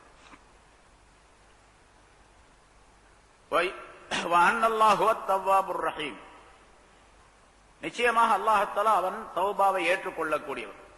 தவ்வாப் என்பதற்கு விளக்கம் முன்னால சொல்லியிருக்கிறோம். அத்தவ்வாப் என்று சொன்னால் தௌபா செய்யக்கூடியவன், மனிதனுக்கும் சொல்லலாம். அல்லாஹ்வை தவ்வாப் என்று சொன்னால் அல்லாஹ் தௌபாவை ஏற்றுக்கொள்ளக்கூடியவன் என்பதாக பொருளாகும். மனிதனுக்கும் தவ்வாப்னு சொல்லலாம். தவ்வாப்னு சொன்னா அதிகமாக தௌபா செய்யக்கூடியவன் அப்படின்னு அர்த்தம். அல்லாஹ்வுக்கு அத்தவ்வாப் அப்படின்னு சொன்னா தௌபாவை ஏற்றுக்கொள்ளக்கூடியவன் என்று பொருள். சரி, அதே மாதிரி அர் ரஹீம் கிருபையாளன், அருள் புரியக்கூடியவன். யாரெல்லாம் இப்படி தன்னுடைய பாவங்களை உணர்ந்து தௌபா செய்து தன்னுடைய பொருளாதாரத்திற்குரிய சதகா தான தர்மங்களை முறையாக நிறைவேற்றி வருகின்றாரோ அப்படிப்பட்டவருடைய தௌபாவை ஏற்றுக்கொள்ளவும் செய்வான். அவருடைய சதகாவின் காரணமாக அவருக்கு அல்லாஹ் தஆலா அருள் புரியவும் செய்வான். எனக்கு இந்த இரண்டு சிபத்துகளும் உண்டு. தவ்வாப் என்ற சிபத்தும் உண்டு, ரஹீம் என்ற சிபத்தும் உண்டு. நீங்கள் தௌபா செய்வதின் காரணமாக அந்த சிபத்தை அவருக்கு தருகின்றேன், சதகா செய்வதின் காரணமாக ரஹீம் என்ற சிபத்தை அவருக்கு தருகின்றேன் என்ற கருத்தை அல்லாஹ் தஆலா வெளிப்படுத்துகின்றான் என்று குறிப்பிடப்படுகின்றது. وَقُلِ اعْمَلُوا فَسَيَرَى اللَّهُ عَمَلَكُمْ وَرَسُولُهُ وَالْمُؤْمِنُونَ. நபியே நீங்கள் சொல்லிவிடுங்கள், இஅ்மலு நீங்கள் அமல் செய்யுங்கள். இது பொதுவாக மனிதர்களை பார்த்து சொன்னது என்று வைத்துக் கொள்ளலாம். எல்லா மனிதர்களுக்கும், மூமின்கள் மற்றவர்கள், மூமின்களாக இருந்தால் நல்ல அமலை செய்வார்கள், காபிர்கள் மற்றவர்களாக இருந்தால் அவர்கள் தீய அமல்களை செய்வார்கள். எந்த அமலை செஞ்சாலும் சரி, எந்த செயலை செய்தாலும் சரி, நீங்கள் செய்யுங்க. فَسَيَرَى اللَّهُ عَمَلَكُمْ وَرَسُولُهُ وَالْمُؤْمِنُونَ. விரைவிலே அல்லாஹ் தஆலா உங்களுடைய அமலை பார்த்துக் கொள்ளுவான், அவனுடைய ரசூலும் பார்த்துக் கொள்ளுவார்கள், மூமினானவர்களும் பார்ப்பார்கள் என்று அல்லாஹ் தஆலா குறிப்பிடுவது. ஒரு மனிதன் அமல் செய்யும் பொழுது, இப்ப ரசூலுல்லாஹி ஸல்லல்லாஹு அலைஹி வஸல்லம் காலத்திலே இந்த ஆயத்திற்குரிய விளக்கத்தை வைத்துக் கொண்டால் சஹாபாக்களை பார்த்து அல்லாஹ் தஆலா சொல்லுகின்றான், நபியே இந்த சஹாபாக்களுக்கு சொல்லிவிடுங்கள், நீங்கள் அமல் செய்யுங்கள். நீங்கள் செய்யக்கூடிய அமலை அல்லாஹ் பார்க்கிறான், ரசூலும் பார்க்கிறாங்க, ரசூலும் அதுக்கு சாட்சியாளராக இருக்கிறாங்க. அதே மாதிரி மூமின்கள் எல்லாம் உங்கள் அமலை பார்க்கிறாங்க. எந்த அமலை, ஒரு சின்ன பெரிய அமல், எந்த அமலை நீங்கள் செய்தாலும் சரி அல்லாஹ்வுக்கும் தெரியும், ரசூலுக்கும் தெரியும், மூமின்களுக்கும் அது தெரியும். அந்த தெரிந்துள்ளபடி அல்லாஹ் தஆலா அதற்குரிய பிரதிபலனை தருவான். ரசூலுல்லாஹி ஸல்லல்லாஹு அலைஹி வஸல்லம் உங்களுக்கு துஆ செய்வார்கள், மூமின்கள்லாம் உங்களை பாராட்டுவார்கள் என்பது கருத்து சொல்லப்படுகின்றது. அல்லது யஅமலு முனாஃபிகீன்களை பார்த்தும் இந்த ஆயத்தை வைத்துக் கொள்ளலாம் என்று விளக்கம் தரப்பட்டிருக்கின்றது. குல் நபியே நீங்கள் சொல்லிவிடுங்கள், இந்த முனாஃபிகீன்களுக்கு சொல்லிவிடுங்கள், யஅமலு நீங்க இப்படி உள்ள ஒன்ன வச்சு வெளியே ஒன்ன வச்சு அமல் செய்றீங்களா இல்லையா, உள்ளொன்று புறம் ஒன்று அப்படின்னு சொல்லிட்டு, உள்ள வந்து குஃபுர் நிறைந்திருக்கின்றது, வெளி தோற்றத்தில் நீங்கள் ஈமான் மூமின்களை போன்று நடித்துக் கொண்டிருக்கின்றீர்கள். நீங்க என்ன செய்யணுமோ செஞ்சுக்கிட்டே இருங்க, பார்க்கலாம். அல்லாஹ் தஆலா உங்களை பார்த்துக்கிட்டு இருக்கிறான், ரசூலும் பார்த்துக்கிட்டு இருக்கிறாங்க, மூமின்களும் உங்களை பார்த்துக்கிட்டு இருக்கிறாங்க. அதுக்கு ஒரு தண்டனை உங்களுக்கு கிடைச்சே தீரும். ஒரு தந்தை தன்னுடைய மகனை பார்த்து, அடங்காத மகனை பார்த்து, குறும்பு செய்யக்கூடிய தவறு செய்யக்கூடிய மகனை பார்த்து சொல்றான், தந்தை சொல்றார், தாப்பனார் சொல்றாரு, நீ செய்ய. பல தடவை நான் சொல்லிட்டேன், நீ கேட்கவே மாட்டேங்கிற, செய்ய பார்த்துக்கலாம் அப்படின்னு சொன்னா செய்யன்னு அர்த்தமா? நீ செய்ய, அதுக்குள்ள தண்டனை உனக்கு கிடைக்கும் அப்படின்னு அர்த்தம். அது மாதிரி முனாஃபிக்குகளை பார்த்து அல்லாஹ் சொல்லுகின்றான், நபியே நீங்கள் சொல்லிவிடுங்கள் அவர்களுக்கு, யாமலு நீங்கள் செய்யுங்கள், உங்களுடைய அமலை நீங்க செஞ்சுக்கிட்டே இருங்க. அல்லாஹ் தஆலா அதை பார்த்து கொண்டிருக்கின்றான். விரைவிலே பார்ப்பான் என்று சொன்னால் விரைவிலே அதற்குரிய தண்டனையை தருவான், அதற்குரிய பிரதிபலன்களை தருவான் என்ப பொருள். அதே மாதிரி ரசூலுல்லாஹி ஸல்லல்லாஹு அலைஹி வஸல்லம் அவர்கள் பார்த்து கொண்டிருக்கின்றார்கள் அப்படின்னு சொன்னா ரசூலுல்லாஹி ஸல்லல்லாஹு அலைஹி வஸல்லம் அவர்கள் அந்த செயலுக்கு சாட்சியாளராக இருக்கின்றார்கள் என்பதாக பொருள். ஏன்னா அல்லாஹ் தஆலா குர்ஆனில் தெளிவாக சூரத்து நிசா என்ற அத்தியாயத்தில் விளக்கம் சொல்லப்பட்டு இருக்கின்றது.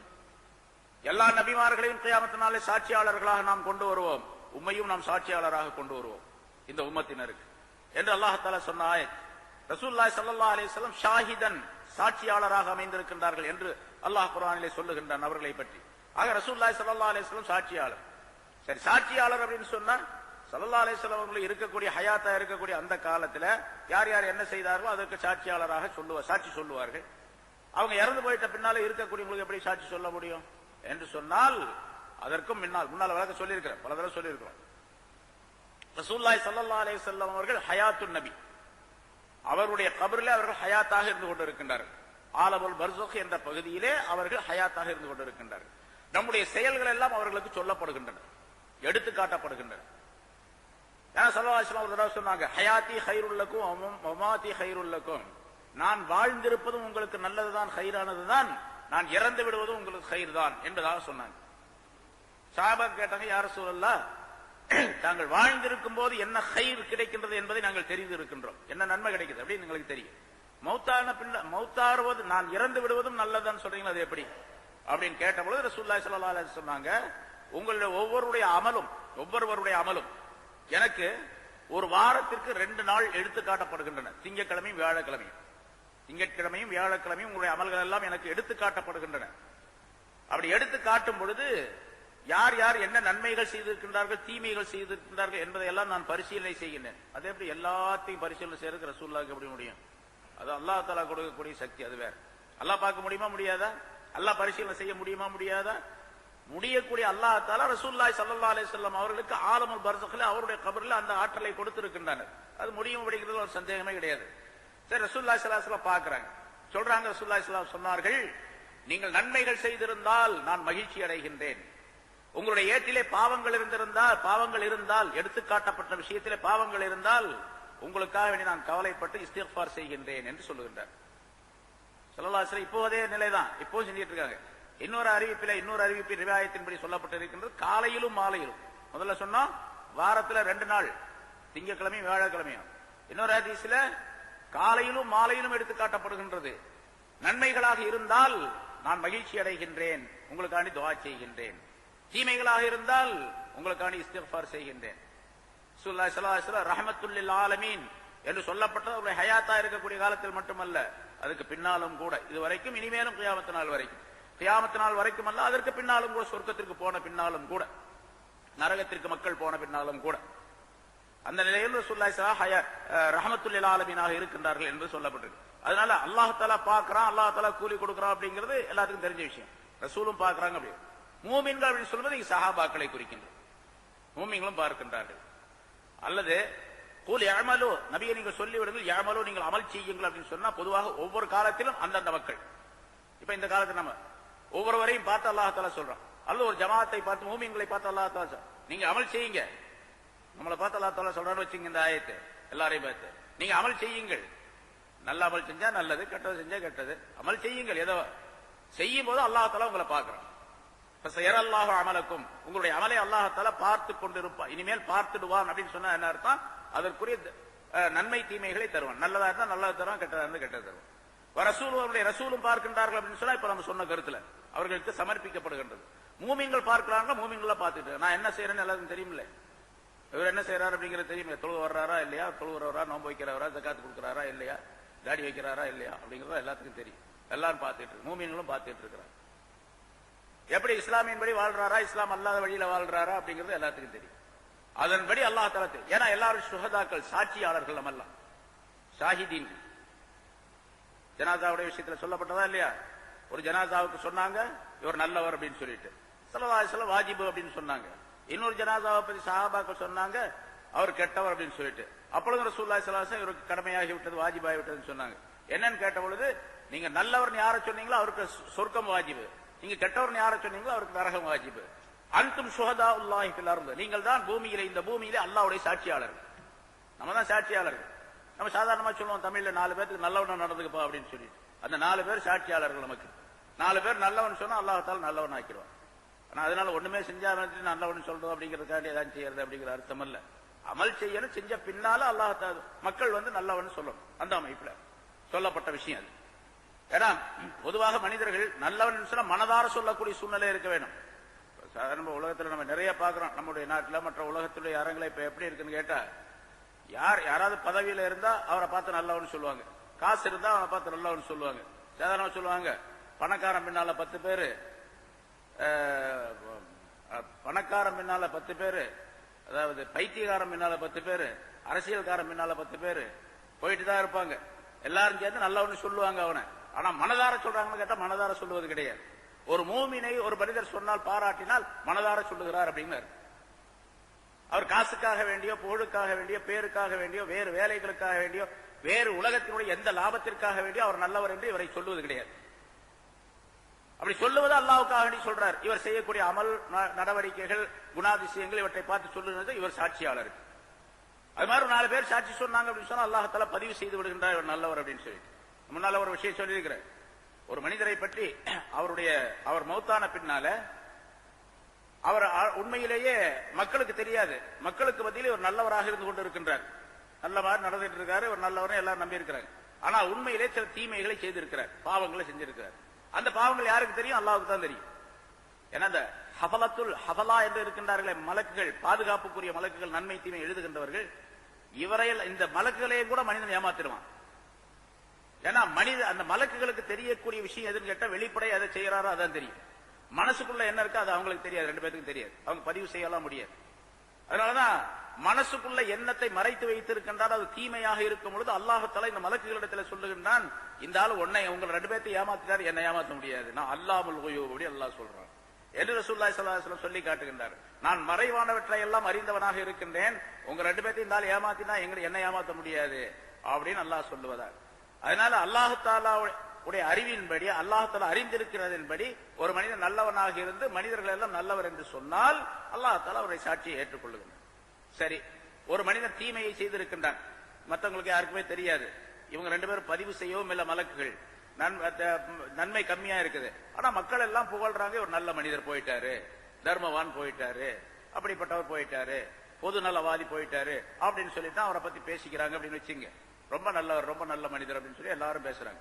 ஆனா அல்லாஹ்வுக்கு தெரியுது இந்த மனிதன் ஏதாவது சில தப்புகள் செஞ்சிருக்கிறோம், அது அல்லாஹ்வுக்கு மட்டும் தான் தெரியும் அப்படின்னு இருந்தா அல்லாஹ் சொல்லுகின்றான், என்னுடைய அடியார்கள் எல்லாம் சேர்ந்து ஒரு மனிதனை நல்லவன் என்று சொல்லும் போது நான் ஏன் போய் அவனை கெட்டவன் ஆகிட்டு இருக்கேன், அவன் நல்லவனாவே எழுதிடுங்க அப்படின்னு அல்லாஹ் தஆலாவுடைய தயாளத்தை காட்டக்கூடியது, அவனுடைய ரஹ்மானியத்தை காட்டக்கூடியது. அதனால அல்லாஹ் தஆலா எல்லாவற்றையும் பார்த்து கொண்டிருக்கின்றான், ரசூல் பார்த்து கொண்டிருக்கின்றார்கள், மூமின்கள் பார்த்து கொண்டிருக்கின்றார்கள் அப்படின்னு சொன்னா இந்த கருத்தை ஒவ்வொருக்கும் தனித்தனி கருத்துக்கள் வைக்க வேண்டும் என்று. ஆக அமல் செய்யுங்கள், அந்த அமல் நிச்சயமாக. இன்னொரு ஹதீஸ்ல இப்படி வந்திருக்கிறது, இன்ன அமாலல் அஹ்யாஇ துஅரது அலல் அம்வாதி மினல் அக்ரிபாஇ வல் அஷாயிரி ஃபில் பர்ஸக். முதல்ல சொன்னது ரசூலுல்லாஹி ஸல்லல்லாஹு அலைஹி வஸல்லம் அவர்களிடத்துல நம்முடைய செயல்பாடுகள் எல்லாம் எடுத்து காட்டப்படுகின்றன. இந்த அறிவிப்புல உலகத்தில் உயிரோடு இருக்கக்கூடிய அமல்கள் எல்லாம் ஆலமுல் பர்ஸக் என்ற கபருடைய உலகத்திலே இவருடைய சொந்தக்காரர்களிடத்தில் எடுத்து காட்டப்படுகிறது, இவருடைய குடும்பத்தார் சொந்தக்காரர்களுக்கு சொல்லி காட்டப்படுகிறது. எங்க அத்தா மூத்தா போயிட்டார், நான் என்ன செய்யறேன்னா அது எங்க அத்தாட்ட சொல்லி காட்டப்படுது. உங்க மகன் எப்படி இருக்காரு, நல்லா செஞ்சுட்டு இருக்காரு இருந்தாலே அப்படின்னு சொல்லி காட்டப்படுது. யார் என்னுடைய குடும்பத்திலே இறந்து விட்டு ஆலமுல் பர்ஸகிலே இருக்கின்றார்களோ அவர்களிடத்தில் என்னுடைய செயல்கள் எல்லாம் எடுத்து காட்டப்படுகின்றன என்று ரசூலுல்லாஹி ஸல்லல்லாஹு அலைஹி வஸல்லம் சொல்லுகிறார். இன்ன அமால் قال ரசூலுல்லாஹி ஸல்லல்லாஹு அலைஹி வஸல்லம் இன்ன அமாலக்கும் துஅரது அலா அக்ரிபாயிக்கும் வ அஷாயிரிக்கும் ஃபீ குபூரிஹிம் ஃபைன் கான கைரன் இஸ்தப்ஷரு பிஹி. அது நல்ல செயலாக இருந்தால் அவர்கள் மகிழ்ச்சி அடைகின்றார்கள். ஃபைன் கான கைர ذلك, அது அல்லாத வேறு விதமாக இருந்தால், அது தீமையாக இருந்தால், காலு அந்த உறவினர்கள் சொல்லுகின்றார்கள், அல்லாஹும்ம அல்ஹிம்ஹும் அன் யஅமலு பிதாஅதிக, யா அல்லாஹ் உன்னுடைய வழிபாட்டின்படி அமல் செய்வதற்கு இவருக்கு நல்லுதவி செய்வாயாக. அப்படின்னு அவங்க எல்லாம் துஆ செய்யறாங்க நமக்கு ஆலமுல் பர்ஸக்ல இருந்து கொண்டு என்று சொல்லுகின்றார்கள். அது உலகத்தில் நன்மைகள் செய்வது தீமைகள் செய்வது என்பதெல்லாம் அல்லாஹ் தஆலாவுடைய நாட்டப்படி நடக்கின்றது. இருந்தாலும் மனிதனுக்கு சுய அறிவு என்று ஒன்று கொடுக்கப்பட்டு இருக்கின்றது. அதை வைத்து அல்லாஹ் தஆலாட்ட துஆ கேட்டு நல்லவனாக ஆக்கி தரும்படியாக கேட்டுக்கொண்டே இருக்க வேண்டும். நான் நல்லவனா இருக்கிறேன், நான் கேட்க வேண்டிய அவசியம் இல்லை அப்படின்னு யாரும் சொல்ல முடியாது, யாரும் சொல்லக்கூடாது. அவர் எவ்வளவு நல்லது செஞ்சாலும் சரி, அதை விட ஒரு நல்லது மேல இருக்கும், அதை விட நல்லது இருக்கும், அதை விட நல்லது இருக்கும், அதை விட நல்லது இருக்கும். ஒருத்தர் பெரிய அறிவாளியா இருக்காரு, போதும் என்ற நிலை இருக்குமா? அவரோட பெரிய அறிவாளி ஒருத்தர் இருப்பான், அவரோட பெரிய. அப்ப அறிவு என்பது முடிவடைய முடியாத ஒன்று. அதே போன்று ஹிதாயத் என்பதும் அப்படித்தான். நல்ல வழி என்பதும் முடிவடையாத ஒன்று, கேட்டுக்கொண்டே இருக்க வேண்டும். அதாவது எல்லாரும் கேட்கணும், இஹ்தினஸ் ஸிராத்தல் முஸ்தகீம், நேரிய வழியில் எங்களை நடத்தாட்டுவாயாக என்று கேட்டுக்கொண்டே இருக்க வேண்டும். ஹிதாயத்தை தரும்படியாக, ஹிதாயத்துடைய வழியிலே செலுத்தும்படியாக கேட்டுக்கொண்டே இருக்க வேண்டும். அவர் எவ்வளவு பெரிய ஆளா இருந்தாலும் சரி. ஏன்னா இஹ்தினஸ் ஸிராத்தல் முஸ்தகீம்ங்கற அந்த ஆயத்தை ரசூலுல்லாஹ் தான ஓதுனாங்க. ரசூலுல்லாஹி ஸல்லல்லாஹு அலைஹி வஸல்லம் அவர்களும் ஓதுனாங்க. ரசூலுல்லாஹி ஸல்லல்லாஹு அலைஹி வஸல்லம் அவர்களிடத்தில் என்ன ஹிதாயத் குறைச்சலா இருந்துச்சு? என்ன ஹிதாயத் குறைச்சலா இருந்துச்சு? ஹிதாயத்துடைய முழு வடிவமாக ரசூலுல்லாஹி ஸல்லல்லாஹு அலைஹி வஸல்லம் இருந்தார்கள். அவங்களே கேட்டாங்க இஹ்தினஸ் ஸிராத்தல் முஸ்தகீம் என்று சொல்லி. அப்படின்னா என்ன அர்த்தம் கேட்டா, ஹிதாயத் என்பது முடிவடையாத ஒன்று. அதனால ஹிதாயத்துடைய விளக்கம் என்னன்னு கேட்டா, அல்லாஹ்வுடைய நெருக்கத்தை பெறுவது. அல்லாஹ்வுடைய நெருக்கம் இருக்கின்றது, அது முடிவடையாத ஒன்று. அல்லாஹ்விடத்துல முடிவடையாத ஒன்று. அல்லாஹ்விடத்தில் மிக மிக அதிகமாக நெருக்கம் பெற்றவர்கள் ரசூலுல்லாஹி ஸல்லல்லாஹு அலைஹி வஸல்லம் அவர்கள். ஆனா அந்த நெருக்கம் போதாது, இன்னும் நெருக்கம் இருக்கின்றது. காப கௌசைனி அவ் அத்னா என்பதற்கு ஒரு விளக்கம் சொல்லப்பட்டிருக்கிற ரசூலுல்லாஹி ஸல்லல்லாஹு அலைஹி வஸல்லம் ஒரு வில்லினுடைய 2 முனைகள் அளவுக்கு நெருங்கினார்கள் அப்படின்னு சொல்லிட்டு. ஒரு வில்லு இருக்குது பாருங்க, அந்த வில்லுல இடையில ஒரு கயிறு கட்டி இருக்கும் இல்லையா, ஒரு ஒரு இது ஒண்ணு இருக்கும். அந்த வில்லுடைய இந்த முனை இந்த முனை, வில்லு பெருசா இருந்தா முனை அகலம் கூட இருக்கு, சின்னதா இருந்தா சின்னதா இருக்கு. எப்படி இருந்தாலும் வில்லுடைய 2 முனை ஒன்னா இருக்காது, வேற வேறையா தான் இருக்கு. இந்த அளவுக்கு நெருங்கினாங்க ரசூலுல்லாஹி ஸல்லல்லாஹு அலைஹி வஸல்லம் அவர்களிடத்தில், அல்லாஹ் தஆலாவிடத்தில் நபி அவர்கள் அப்படின்னு ஒரு கருத்து சொல்லப்பட்டிருக்கு இந்த ஆயத்துக்கு. வேற கருத்தும் சொல்லப்பட்டிருக்கு அதுக்கு. சரி, இந்த அளவுக்கு இருந்தா கூட அப்போ இடைவெளி இருக்குன்னு தான் அர்த்தம். அல்லாஹ்வோட போய் இன்னும் சேரல அப்படின்னு அர்த்தம். அதனாலதான் இஹ்தினஸ் ஸிராத்தல் முஸ்தகீம் ரசூலுல்லாஹி கேட்க சொன்னா அல்லாஹ் தஆலா. கேளுங்க, நீங்களும் கேளுங்க, எல்லாரும் கேட்கணும். அது ரசூலுல்லாஹி ஸல்லல்லாஹு அலைஹி வஸல்லம் அவர்களே கேட்கும்போது மற்ற மனிதர்கள் எல்லாம் எப்படி மிக பெரிய தகுதி பெற்றவர்களாக நாம் இருக்கின்றோம் என்பதாக பொருள். அதனால அல்லாஹ் அதைத்தான் ஸல்லல்லாஹு அலைஹி வஸல்லம் இதா அராதல்லாஹு பிஅப்திஹி கைரன் இஸ்தஅமலஹு கப்ல மௌத்தி. அல்லாஹ் தஆலா ஒரு மனிதனுடைய விஷயத்தில் நன்மையை நாடி இருந்தால், மனிதனுடைய விஷயத்தில் நல்லதை நாடி இருக்கிறான் அல்லாஹ் என்று இருந்தால், அவன் மௌத்தாவதுக்கு முன்னால அந்த நல்ல செயலை செய்யும்படியாக அல்லாஹ் தஆலா இவரை பயன்படுத்துவான், அந்த வேலையில ஈடுபடுத்திடுவான் அல்லாஹ் தஆலா. காலு யா ரசூலல்லாஹ் வ கைஃப, எப்படி அது ஈடுபடுத்துறதுனா என்ன? இஸ்தாமலஹு, அதுல இஸ்திமால் செய்யறது, ஈடுபடுத்துறது, வேலை வாங்குறதுனா என்ன அர்த்தம் அப்படின்னு கேட்டாங்க. ஸல்லல்லாஹு அலைஹி வஸல்லம் சொன்னாங்க, யுவஃபிகுஹு லிஅமலின் சாலிஹின் ثم يقبضه அலைஹி. அவன் நல்ல செயல் செய்வதற்கு அல்லாஹ் தஆலா தௌஃபீக் செய்கின்றான், உதவி செய்கின்றான். அல்லாஹ் தஆலாவுடைய நாட்டம் அவன் மீது கருணை ஏற்படுகின்றது, அவனுடைய பார்வை ஏற்படுகின்றது, அவனுடைய கவனிப்பு ஏற்படுகின்றது. அதே நிலையில அல்லாஹ் தஆலா அவரை மௌத்தாக்கி விடுகின்றான், உயிரை கைப்பற்றிக் கொள்ளுகின்றான் என்று ரசூலுல்லாஹி ஸல்லல்லாஹு அலைஹி வஸல்லம் விளக்கம் சொன்னார். அதனால வகுல் அமலு ஃபஸயரல்லாஹு அமலக்கும் வரசூலுஹு வல் முஃமினூன்ங்கிறது சஹாபாக்களுடைய காலத்தில் இருந்தவர்களுக்கு வைத்துக் கொண்டாலும் சரி, அல்லது காலம் முழுவதும் எல்லா மனிதர்களுக்கும் வைத்துக் கொண்டாலும் சரி பொருத்தமானது, அல்லது மூமின்களுக்கு மட்டும் என்று வைத்துக் கொண்டாலும் சரி, அல்லது முனாஃபிக்குகளுக்கு என்று வைத்துக் கொண்டாலும் சரி, எல்லாவற்றுக்கும் எல்லாருக்கும் பொருத்தமானதாக அல்லாஹ் தஆலா இந்த ஆயத்தை அருளி இருக்கின்றான். ஆக நீங்க அமல் செய்யுங்கள், அல்லாஹ் பார்த்துக் கொண்டிருக்கின்றான், ரசூல் பார்த்துக் கொண்டிருக்கின்றார்கள், மூமின்கள் பார்த்துக் கொண்டிருக்கின்றார்கள் என்று சொல்லிவிட்டு வஸதுரத்தூன இலா ஆலிமில் கைபி. அப்ப உலகத்துல நீங்க செய்யக்கூடிய அமல் அப்படியே விட்டு போயிடும், அதை முடிஞ்சு போயிடும் நினைக்காதீங்க. வஸதுரத்தூன, விரைவிலேயே நீங்கள் கொண்டு வரப்படுவீர்கள், இலா ஆலிமில் கைப், ஆலிமுல் கைபின் பக்கம் கொண்டு வரப்படுவீர்கள். மறைவானவற்றை அறிந்து கொண்டிருக்கக்கூடியவனின் பக்கம் நீங்கள் திருப்பி விடப்படுவீர்கள், கொண்டு வரப்படுவீர்கள். மறைவானவற்றை மட்டுமல்ல, முன்னால் இருக்கக்கூடியது ஷஹாதா, ஆலிமில் கைபி வஷ்ஷஹாதா, மறைவானவற்றையும் முன்னால் இருக்கக்கூடிய பகிரங்கமாக இருக்கக்கூடியவற்றையும் அறிந்திருக்கக்கூடியவனின் பக்கம் நீங்கள் திருப்பப்படுவீர்கள். அந்த நேரத்தில் அப்பொழுது ஃபயுனப்பிஉக்கும் பிமா குன்தும் தஅமலூன், நீங்கள் எதையெல்லாம் செய்தீர்களோ அதை உங்களுக்கு அவன் அறிவிப்பான். என்னென்ன செஞ்சிருக்கிறீங்க அது பூரா அறிவிப்பான். செய்தது மட்டுமல்ல, நினைச்சதையும் கூட அறிவிப்பான்.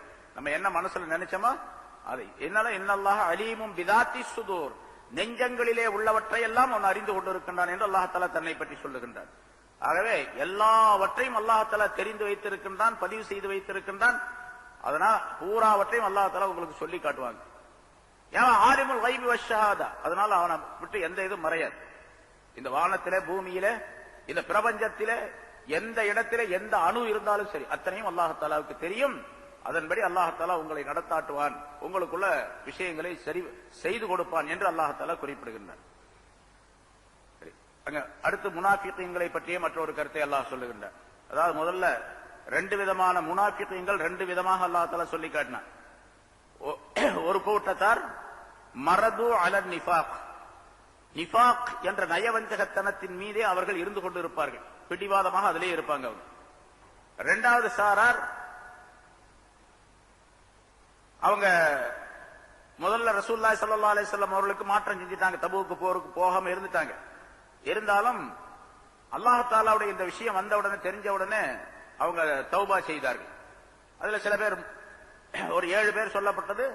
அதுல குறிப்பாக அபூ லுபாபா ரலியல்லாஹு தஆலா என்பவர்கள் தங்களை தாங்களே அந்த மஸ்ஜிதுடைய ஒரு தூணிலே கட்டி வைத்துக் கொண்டு அல்லாஹ் என்னுடைய தௌபாவை ஏற்றுக்கொள்ளும் வரைக்கும் நான் இப்படியே தான் இருப்பேன், என்னை யாரும் அவிழ்த்து விடக்கூடாது, நான் கட்டப்பட்டு இருப்பேன். அவர் சாப்பிடல குடிக்கல எதுவும் செய்யல, அப்படி தூணில கட்டி வைக்கப்பட்டு அப்படியே இருந்தார். தொழுகை நேரத்தில் மட்டும் அவிழ்த்து விடுவார்கள், தொழுது கொள்வார், பிறகு தன்னை கட்டி வைத்துக் கொள்வார். இது மாதிரி இருந்தாங்க.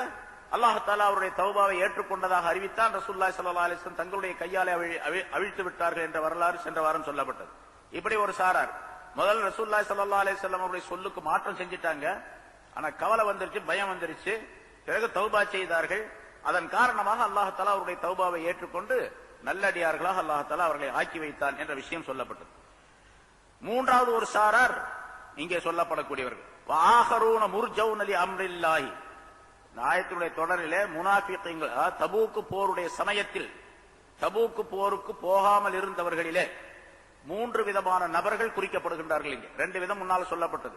மூன்றாவது ஒரு சாரார் யார் என்று சொன்னால் ஆஹரூன மற்றும் சிலர் முர்ஜவுன லி அம்ரில்லாஹ், அல்லாஹ்வுடைய அம்ரை அல்லாஹ்வுடைய கட்டளைக்காக வேண்டி பிற்படுத்தப்பட்டவர்கள். முர்ஜவுன் வாஹரூன் பிற்படுத்தப்பட்டவர்கள், லி அம்ரில்லாஹ் லி ஹுக்மில்லாஹ் அல்லாஹ்வுடைய சட்டத்திற்காக வேண்டி பிற்படுத்தப்பட்டவர்கள். அதாவது அல்லாஹ்வுடைய சட்டம் வரட்டும் அப்படின்னு எதிர்பார்த்து கொண்டிருக்கிறாங்க. அவங்களுக்கு என்ன தீர்ப்பே சொல்லப்படல. அப்படிப்பட்ட ஒரு சாரார் இம்மா யுஅஸிபுஹும் வ இம்மா யதூபு அலைஹி. அந்த நேரத்தில் அல்லாஹ் சொல்றான், அவங்களுக்கு பின்னால் சட்டம் வந்துருச்சு. அந்த நேரத்தில் அல்லாஹ் சட்டம் சொல்லுவதற்கு முன்னதாக அல்லாஹ் தஆலா சொல்லுகிறான், ஒன்று அவர்களை அல்லாஹ் தஆலா வேதனை செய்வார், அவர்களுக்கு தண்டனை கொடுப்பான், அவங்க இந்த மாதிரி போருக்கு போகாததின் காரணமாக. வயிம்மா யதூபு அலைஹி, அல்லது அவருடைய தௌபாவை அல்லாஹ் தஆலா ஏற்றுக்கொள்வார். ரெண்டுல ஒன்று நடைபெறும், பின்னால்தான் வரும் என்று அல்லாஹ் தஆலா குறிப்பிடுகின்றார். அவங்க யாருன்னு கேட்டா 3 பேர் நல்ல சஹாபாக்கள் தான், உயர்தரமான சஹாபாக்கள் 3 பேரும். கஅப் இப்னு மாலிக் என்பவர் ஒருவர், ஹிலால் இப்னு உமையா என்பவர் 2வது, முராரா பின் ரபீ என்பவர் 3வது. தாலீமுடைய கிதாபுகள் அடிக்கடி தாலீமில் வாசிக்கப்படுகின்றது. தாலீம் கேட்டவங்களுக்கு தெரியும், தாலீமுடைய கிதாப் வாசி கேட்டவங்களுக்கு தெரியும். அந்த 3 பேருடைய விஷயம் எவ்வளவு பிரிச்சா, எவ்வளவு கடினமான தண்டனை அவர்களுக்கு கொடுக்கப்பட்டது உலகத்திலேயே. ரசூலுல்லாஹி ஸல்லல்லாஹு அலைஹி வஸல்லம் அவர்களுடன் சேர்ந்து தபூக்கு போருக்கு போகாமல் இருந்ததின் காரணமாக இந்த கஅப் இப்னு மாலிக் ரலியல்லாஹு தஆலா என்பவர்கள் தான் அந்த சம்பவத்தை அறிவிக்கின்றார்கள். தபூக்கு போருக்கு போகல. அப்ப அவர் என்ன நினைச்சார் அப்படின்னு கேட்டா, நான் எல்லா போர்லையும் கலந்திருக்கின்றேன், இந்த போருக்கு சற்று தாமதமாக போய் கொள்வோம், நான் குதிரையில வேகமாக போகக்கூடியவன், அதே நேரத்தில் அந்த நேரத்தில் என்னுடைய தோட்டத்தில் பழங்கள் எல்லாம் காய்ச்சி மகசூலுக்கு தயார் நிலையில் இருக்கின்றது, நாளைக்கு அதை கொஞ்சம் அறுவடை செஞ்சுட்டு கொஞ்சம் ஓய்வு எடுத்துக்கொண்டு நான் வேகமா போய் அவர்களோடு சேர்ந்து கொள்ள முடியும் என்பதாக நினைத்தேன். வேகமா போய் அந்த சஹாபாக்களோடு போரோடு சேர்ந்து கொள்ள முடியும் என்பதாக நினைத்து தங்கிட்டேன். ஆனா இன்னைக்கு போலாம் நாளைக்கு போலாம் அப்படின்னு சொல்லிட்டு அவங்க திரும்பி வர நாள் ஆகி போச்சு. 20 நாள் அங்கே தபூக்ல ரசூலுல்லாஹி ஸல்லல்லாஹு அலைஹி வஸல்லம் தங்கி இருந்தாங்க. போக வரக்கூடிய நாள்கள்லாம் சேர்த்து 1 மாசம் ஆகி போச்சு, 1 மாசத்துக்கு மேல ஆயிடுச்சு. இந்த 1 மாசம் வரைக்கும் போலாம் அப்படின்னு சொல்லிட்டு ஒத்தி போட்டு அப்படியே போயிடுச்சு. போகவே முடியல என்னால். இப்ப ரசூலுல்லாஹி ஸல்லல்லாஹு அலைஹி வஸல்லம் வந்தா நான் என்ன சமாதானம் சொல்லுவேன்? நான் பொய் சொல்ல முடியாது, ரசூலுல்லாஹ்ட்ட பொய் சொல்ல முடியாது. பொய் சொன்னா அல்லாஹ் சொல்லி கொடுத்துருவான். இவர் என்ன செஞ்சாரு, பொய் சொன்னாரா சரியா சொன்னாரா அப்படின்னு அல்லாஹ்வுக்கு தெரியும், அல்லாஹ் சொல்லிடுவான். அதனால பொய் சொல்ல முடியாது. சரி, மற்ற 2 பேரும் இதே மாதிரி பயந்துகிட்டு வீட்டிலேயே இருந்தாங்க, என்ன சொல்றது ரசூலுல்லாஹ் சொல்ல முடியாது அப்படின்னு சொல்லி. ரசூலுல்லாஹி ஸல்லல்லாஹு அலைஹி வஸல்லம் அவர்கள் இவங்களுடைய விஷயத்தில் இந்த 3 பேருடைய விஷயத்திலும் கடுமையான உத்தரவு போட்டாங்க. ஏன்னா அவங்க வரவே இல்லை, போருக்கு வரவே இல்லை, நல்ல நிலையை உள்ளதான், நல்ல சஹாபாக்கள் தான், எந்த விதமான முனாஃபிகீன்கள் அல்ல இவங்கள் எல்லாம். இருந்தாலும் போருக்கு வராததன் காரணமாக ஒரு மிகப்பெரிய குற்றத்தை அவர்கள் செய்து விட்டார்கள். ஏன்னா போர் ஜிஹாத் என்பது அந்த நேரத்தில் பரல் ஐனாக ஆக்கப்பட்டது. யாருக்கு ரசூலுல்லாஹி ஸல்லல்லாஹு அலைஹி வஸல்லம் சொல்லுகின்றார்கள் அவர்கள் போருக்கு போகும், பரல் கட்டாயம். எப்படி ஹிஜ்ரத் பரலாக இருந்ததோ அதே மாதிரி போர் செய்வதும் கட்டாயமாக இருந்தது. இவங்க போருக்கு போகல.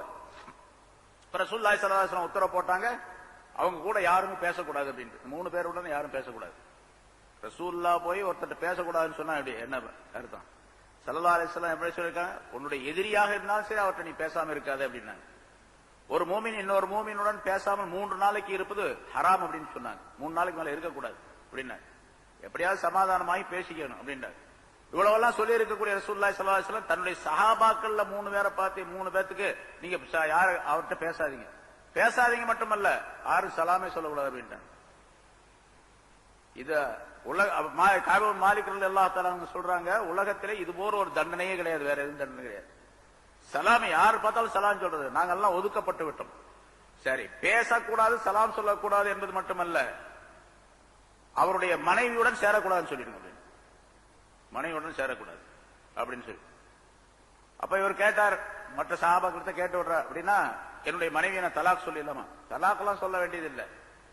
அவர் வேணா அனுப்பி அந்த பெண்ணை அவங்க வீட்டுக்கு அனுப்பிடும், அவங்க அம்மா வீட்டுக்கு அனுப்பி என்று சொன்னார். நூற்றுக்கணக்கான விஷயங்கள் நம்ம செய்யாம இருக்கிறோம் அப்படின்னா நமக்கு எவ்வளவு பெரிய தண்டனை கிடைக்கும், எவ்வளவு பெரிய தண்டனை கிடைக்கும். இதை சிந்தனை செய்ய வேண்டும் என்பதற்காக வேண்டித்தான் உலக மக்களுக்கு அல்லாஹ் தஆலா அந்த விஷயத்தை சொல்லி காட்டுகிறார். அல்லாஹ்வுடைய கட்டளைக்காக வேண்டி பிற்படுத்தி வைக்கப்பட்டவர்கள் அவர்கள் சிலர் இருக்கின்றார்கள். இம்மா யுஅஸிபுஹும் வ இம்மா யதூபு அலைஹிம். சஹாபாக்களை பார்த்து சொல்றாங்க, அவர்களுக்கு தண்டனை கொடுப்பான் அல்ல தௌபாவை ஏற்றுக்கொள்ளும். தௌபாவை ஏற்றுக்கொண்டால் அல்லாஹ் தஆலா பின்னால அதுவே வல்லாஹு அலீமுன் ஹக்கீம். அல்லாஹ் தஆலா யாவற்றையும் அறிந்தவனாக, அவருடைய கல்புகளிலே இதயங்களிலே என்ன இருக்கின்றனோ அவற்றை எல்லாம் தெரிந்தவனாக இருக்கின்றான். ஞானம் நுணுக்கமான நுண்ணிய அறிவுள்ளவனாக, நுணுக்கமான ஞானம் உள்ளவனாக இருக்கின்றான். எதை அவன் தீர்ப்பு செய்கின்றானோ அந்த விஷயத்தில் ஹக்கீமாக இருக்கின்றான். அல்லாஹ் எதை தீர்ப்பு செய்கின்றானா அது ஹிக்மத்தை விட்டும், அதாவது நுணுக்கமான அறிவை விட்டும் காலியாக இருக்காது. அல்லாஹ் தஆலா தீர்ப்பு செய்யக்கூடிய எந்த விஷயமும் மிக சாதாரணமாக இருக்காது, அது மிகப்பெரிய நுணுக்கமான அறிவை கொண்டதாக இருக்கும் என்ற கருத்தை ஹக்கீம் என்ற வார்த்தையின் மூலமாக அல்லாஹ் தஆலா குறிப்பிடுகிறது. ஆக சொல்லப்பட்ட விஷயங்கள் பொதுவாக சம்பவமாக இருந்தாலும் உலகத்தில் கியாமத் நாள் வரைக்கும் வரக்கூடிய மக்கள் அனைவருக்குமே மூமின்களுக்கு சிறந்த படிப்பினையாக, மற்றவர்களுக்கும் அது பாடமாக அமையப்பட்டிருக்கின்றது என்பதையும் அல்லாஹ் இதன் மூலமாக தெரியப்படுத்துகின்றான். அத்தகைய கவனத்தை விளக்கத்தை அல்லாஹ் தஆலா அனைவருக்கும் தந்தருள்வானாக. வாஹிரு தஅவானா அல்ஹம்துலில்லாஹி. அல்லாஹ் தஆலாவுடைய கிருபையால் 658வது வாரமாக தஃப்சீருடைய இந்த தொடர் பயான் ஆரம்பிக்கப்படுகிறது. சூரத்து தௌபா என்ற அத்தியாயத்தினுடைய 106 ஆயத்துகள் இதற்கு முன்னால் விளக்கம் சொல்லப்பட்டிருக்கின்றன. முன்னால் சொல்லப்பட்ட ஆயத்துகளில் தபூக் போரின் போது முனாஃபிகீன்கள் நடந்து கொண்ட பல்வேறு விதமான நிலைகளை பற்றி அல்லாஹ் தஆலா எடுத்துக் கூறினார். முனாஃபிகீன்களில் ஒரு சிறு கூட்டத்தினர் அந்த போருக்கு போகாமல், அதிலே கலந்து கொள்ளாமல் பொய்யான காரணங்களை கூறி மதீனாவிலே தங்கிவிட்டவர்கள். இவர்களுக்கு கடுமையான எச்சரிக்கையை அல்லாஹ் தஆலா செய்தான். இன்னொரு சாரார் அலட்சியத்தின் காரணமாக போகாமல் இருந்தவர்கள். பிறகு இவர்கள் தங்களுடைய குற்றங்களை உணர்ந்தார்கள், அதற்காக வேண்டி தௌபா செய்தார்கள், அல்லாஹ் அதனை ஏற்றுக்கொண்டான் என்ற விவரம். மூன்றாவது ஒரு சாரார், அவர்கள் உண்மையான மூமின்கள், அவர்கள்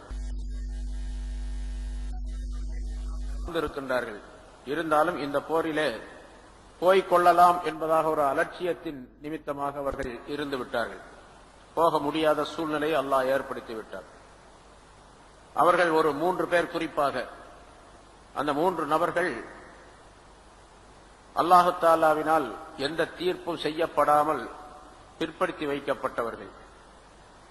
பிறகு அவர்களுக்கு அல்லாஹ் தஆலா தீர்ப்பை வழங்கினான், அவர்களுடைய தௌபாவை ஏற்றுக்கொண்டான் என்ற விவரம் பின்னால் வரக்கூடிய ஒரு ஆயத்திலே அல்லாஹ் தஆலா குறிப்பிடுகின்றான். அது பற்றியுள்ள பொதுப்படையான விவரம் வஆஹரூன முர்ஜவுன லிஅம்ரில்லாஹ் என்ற ஆயத்தின் மூலமாக சொல்லப்பட்டது, சென்ற வாரம் விளக்கப்பட்டது. அடுத்து முனாஃபிகீன்களிலே ஒரு சாரார், எப்படியாவது இந்த இஸ்லாத்திற்கு கேடு விளைவித்து விட வேண்டும், மூமின்களுக்கு மத்தியிலே உள்ள ஒற்றுமையை சீர்குலைத்து விட வேண்டும் என்பதற்காக வேண்டி முயற்சித்தார்கள். அவர்களும் முனாஃபிகீன்களிலே உள்ளவர்கள், காபிர்களிலே முஷ்ரிக்குகளிலே சில பேர், அதற்கு தூண்டுதலாக சில பேர் இருந்தார்கள். இவர்களை பற்றி உள்ள விஷயங்களை அடுத்து அல்லாஹ் தஆலா சொல்லுகின்றார். ரசூலுல்லாஹி ஸல்லல்லாஹு அலைஹி வஸல்லம் அவர்கள் மதீனாவுக்கு வருவதற்கு முன்னதாக மதீனாவிலே ஒரு மனிதர் இருந்தார். ஹஸ்ரஜ் என்ற கூட்டத்தை சார்ந்தவர். அதாவது முன்னால விளக்கம் சொல்லப்பட்டிருக்கின்றது. மதீனாவாசிகள், மதீனாவிலே பூர்வீகமாக வசிக்கக்கூடியவர்களுக்கான அவர்களே ரெண்டு சாரார். அவுஸ் என்று ஒரு கூட்டத்தார், ஹஸ்ரஜ் என்று ஒரு கூட்டத்தார். அதே மாதிரி மதீனாவில யூதர்கள் வசித்து வந்தார்கள். அவர்களிலே ரெண்டு கூட்டத்தார், பனு குரைலா, பனு நுலைர் என்பதாக சொல்லப்படும். இப்ப மதீனாவிலே இருக்கக்கூடிய இந்த அரபியர்களிலே அவுஸ் ஹஸ்ரஜ் என்ற இரண்டு கூட்டத்தாரில் ஹஸ்ரஜ் என்ற கூட்டத்தினர், அவர்களிலிருந்துதான் முனாஃபிகீன்கள் நிறைய உற்பத்தியானார்கள். அந்த ஹஸ்ரஜ் என்ற கூட்டத்தை சேர்ந்தவன் ஒரு மனிதன் அபு ஆமிர் என்பதாக அந்த மனிதருக்கு பெயர் சொல்லப்படும். அவன் ராஹிப் என்ற பெயராலும் அழைக்கப்பட்டான். பாதிரி, ஆலிம், விளங்கியவர். எப்படி இந்த சமுதாயத்தில் ஆலிம் என்று சொல்லுகின்றோமோ அதுபோன்ற அந்த சமுதாயத்தில் ராஹிப் என்பதாக சொல்லப்படும். ராஹிப் என்ற ஒரு சிறப்பு மொழியின் மூலமாக அழைக்கப்பட்ட அபு ஆமிர் என்று ஒருவன் இருந்தான். பொதுவாக அங்கே அரபு நாட்டிலே அவர்கள் முஷ்ரிக்குகளாகத்தான் இருந்தார்கள். இந்த மனிதன் என்ன செய்தான் என்று சொன்னால், ஹஸ்ரஜ் என்ற அந்த கூட்டத்தை சேர்ந்தவன் நசாராவிலே போய் சேர்ந்து கொண்டான். ரசூலுல்லாஹ் வருவதற்கு முந்திய அவன் கிறிஸ்தவனாக மாறிவிட்டான். கிறிஸ்தவனாக மாறிய பிறகு அந்த வேதங்களை எல்லாம் படித்தான். தௌராத்தை படித்தான், இஞ்சிலை படித்தான். முன்னால் உள்ள பல வேதங்கள், பல கிரந்தங்களை எல்லாம் படித்து பெரும் அறிவுள்ளவனாக மாறிவிட்டான். அப்படி அறிவு கொண்டவனாக அவன் இருந்த காரணத்தினால் அவனை சார்ந்த அந்த சமுதாயத்தினர், ஹஸ்ரஜ் கூட்டத்தாருக்கு அவங்களிடத்தில் அவனுக்கு ரொம்ப மதிப்பு இருந்தது.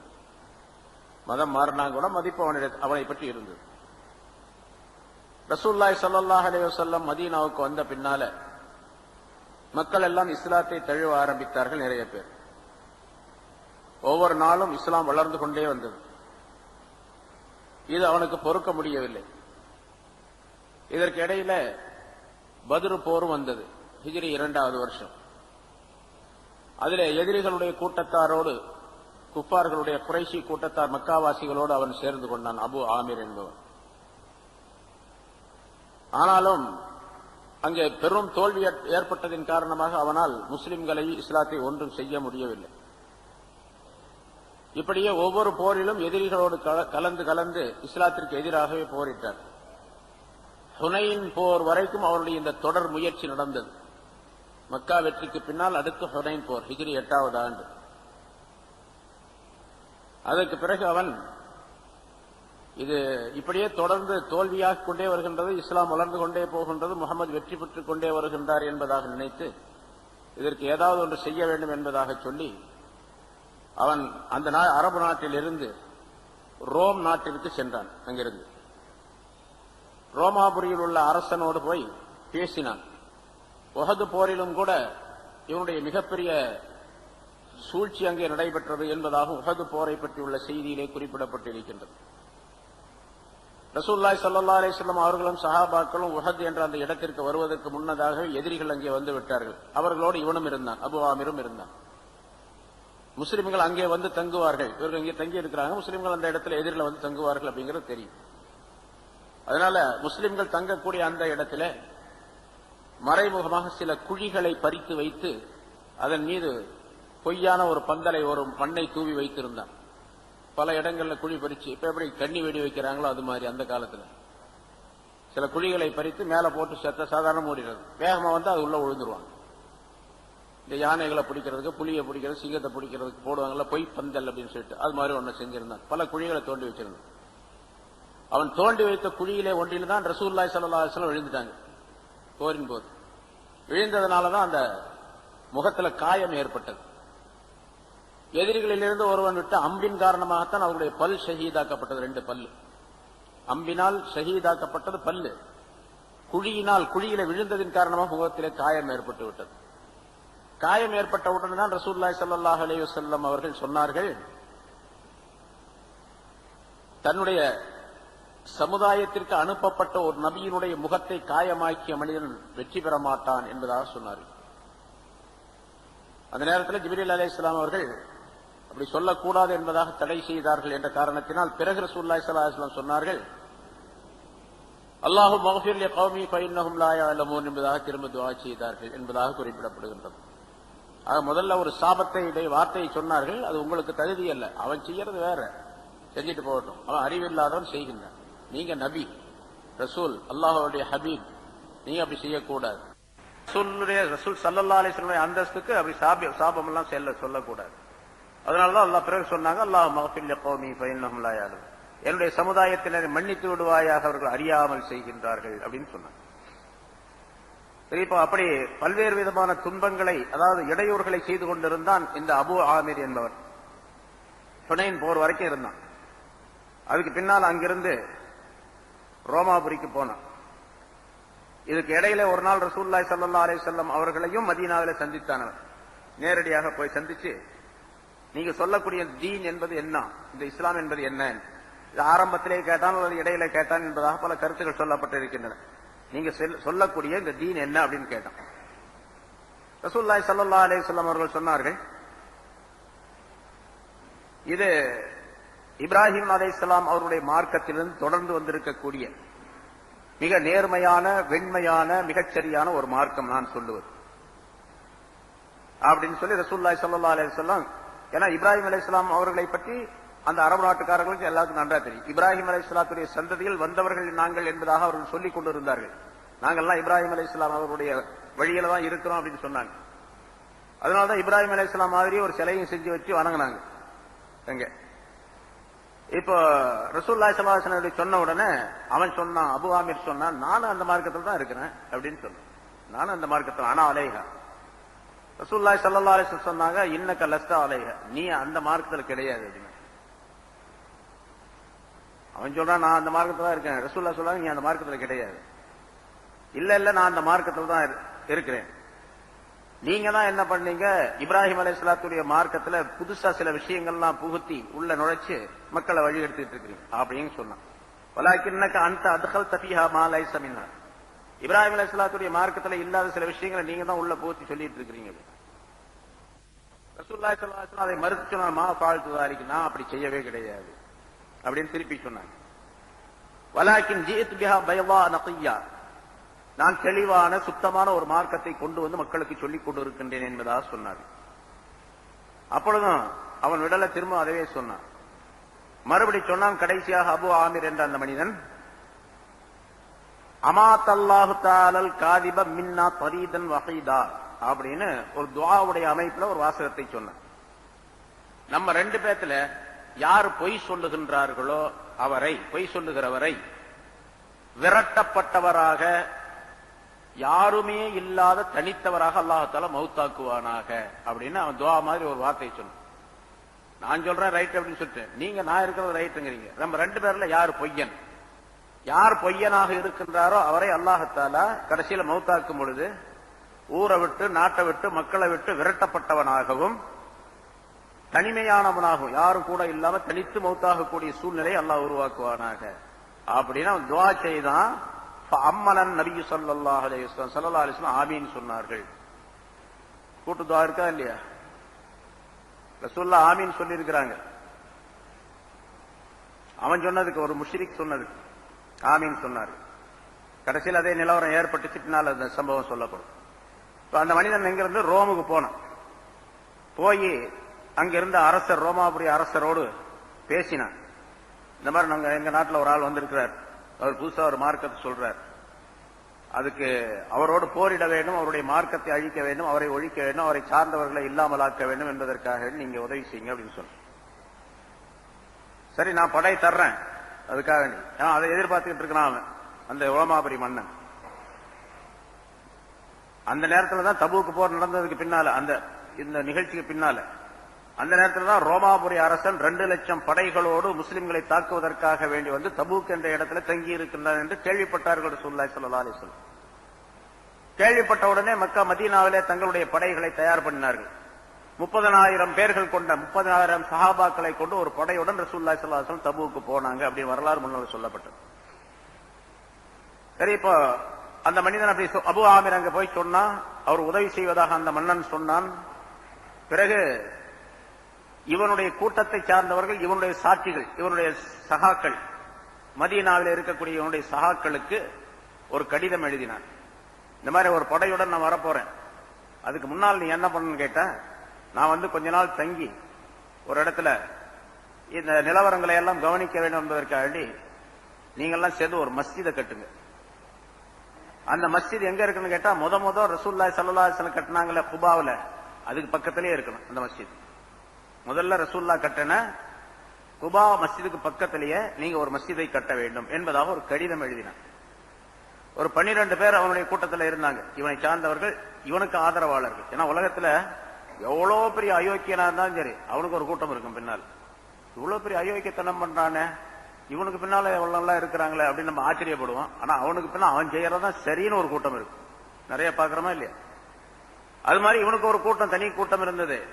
அந்த 12 பேர் சேர்ந்து ஒரு மஸ்ஜிதை எழுப்பினார்கள், கட்டினார்கள். அது எங்க? ரசூலுல்லாஹி ஸல்லல்லாஹு அலைஹி வஸல்லம் குபாவுல முதல்ல எந்த இடத்துல மஸ்ஜித் கட்டினாங்களோ அதுக்கு பக்கத்திலேயே கட்டினாங்க. கட்டின பிறகு அழைப்பு கொடுத்தார்கள், இங்க ஒரு மஸ்ஜித் கட்டி இருக்கிறோம், அந்த மஸ்ஜித்ல இடம் பத்தல, அதனால நீங்க எல்லாம் இங்க வந்து தொழுவணும் அப்படின்னு சொல்லி சொன்னாங்க.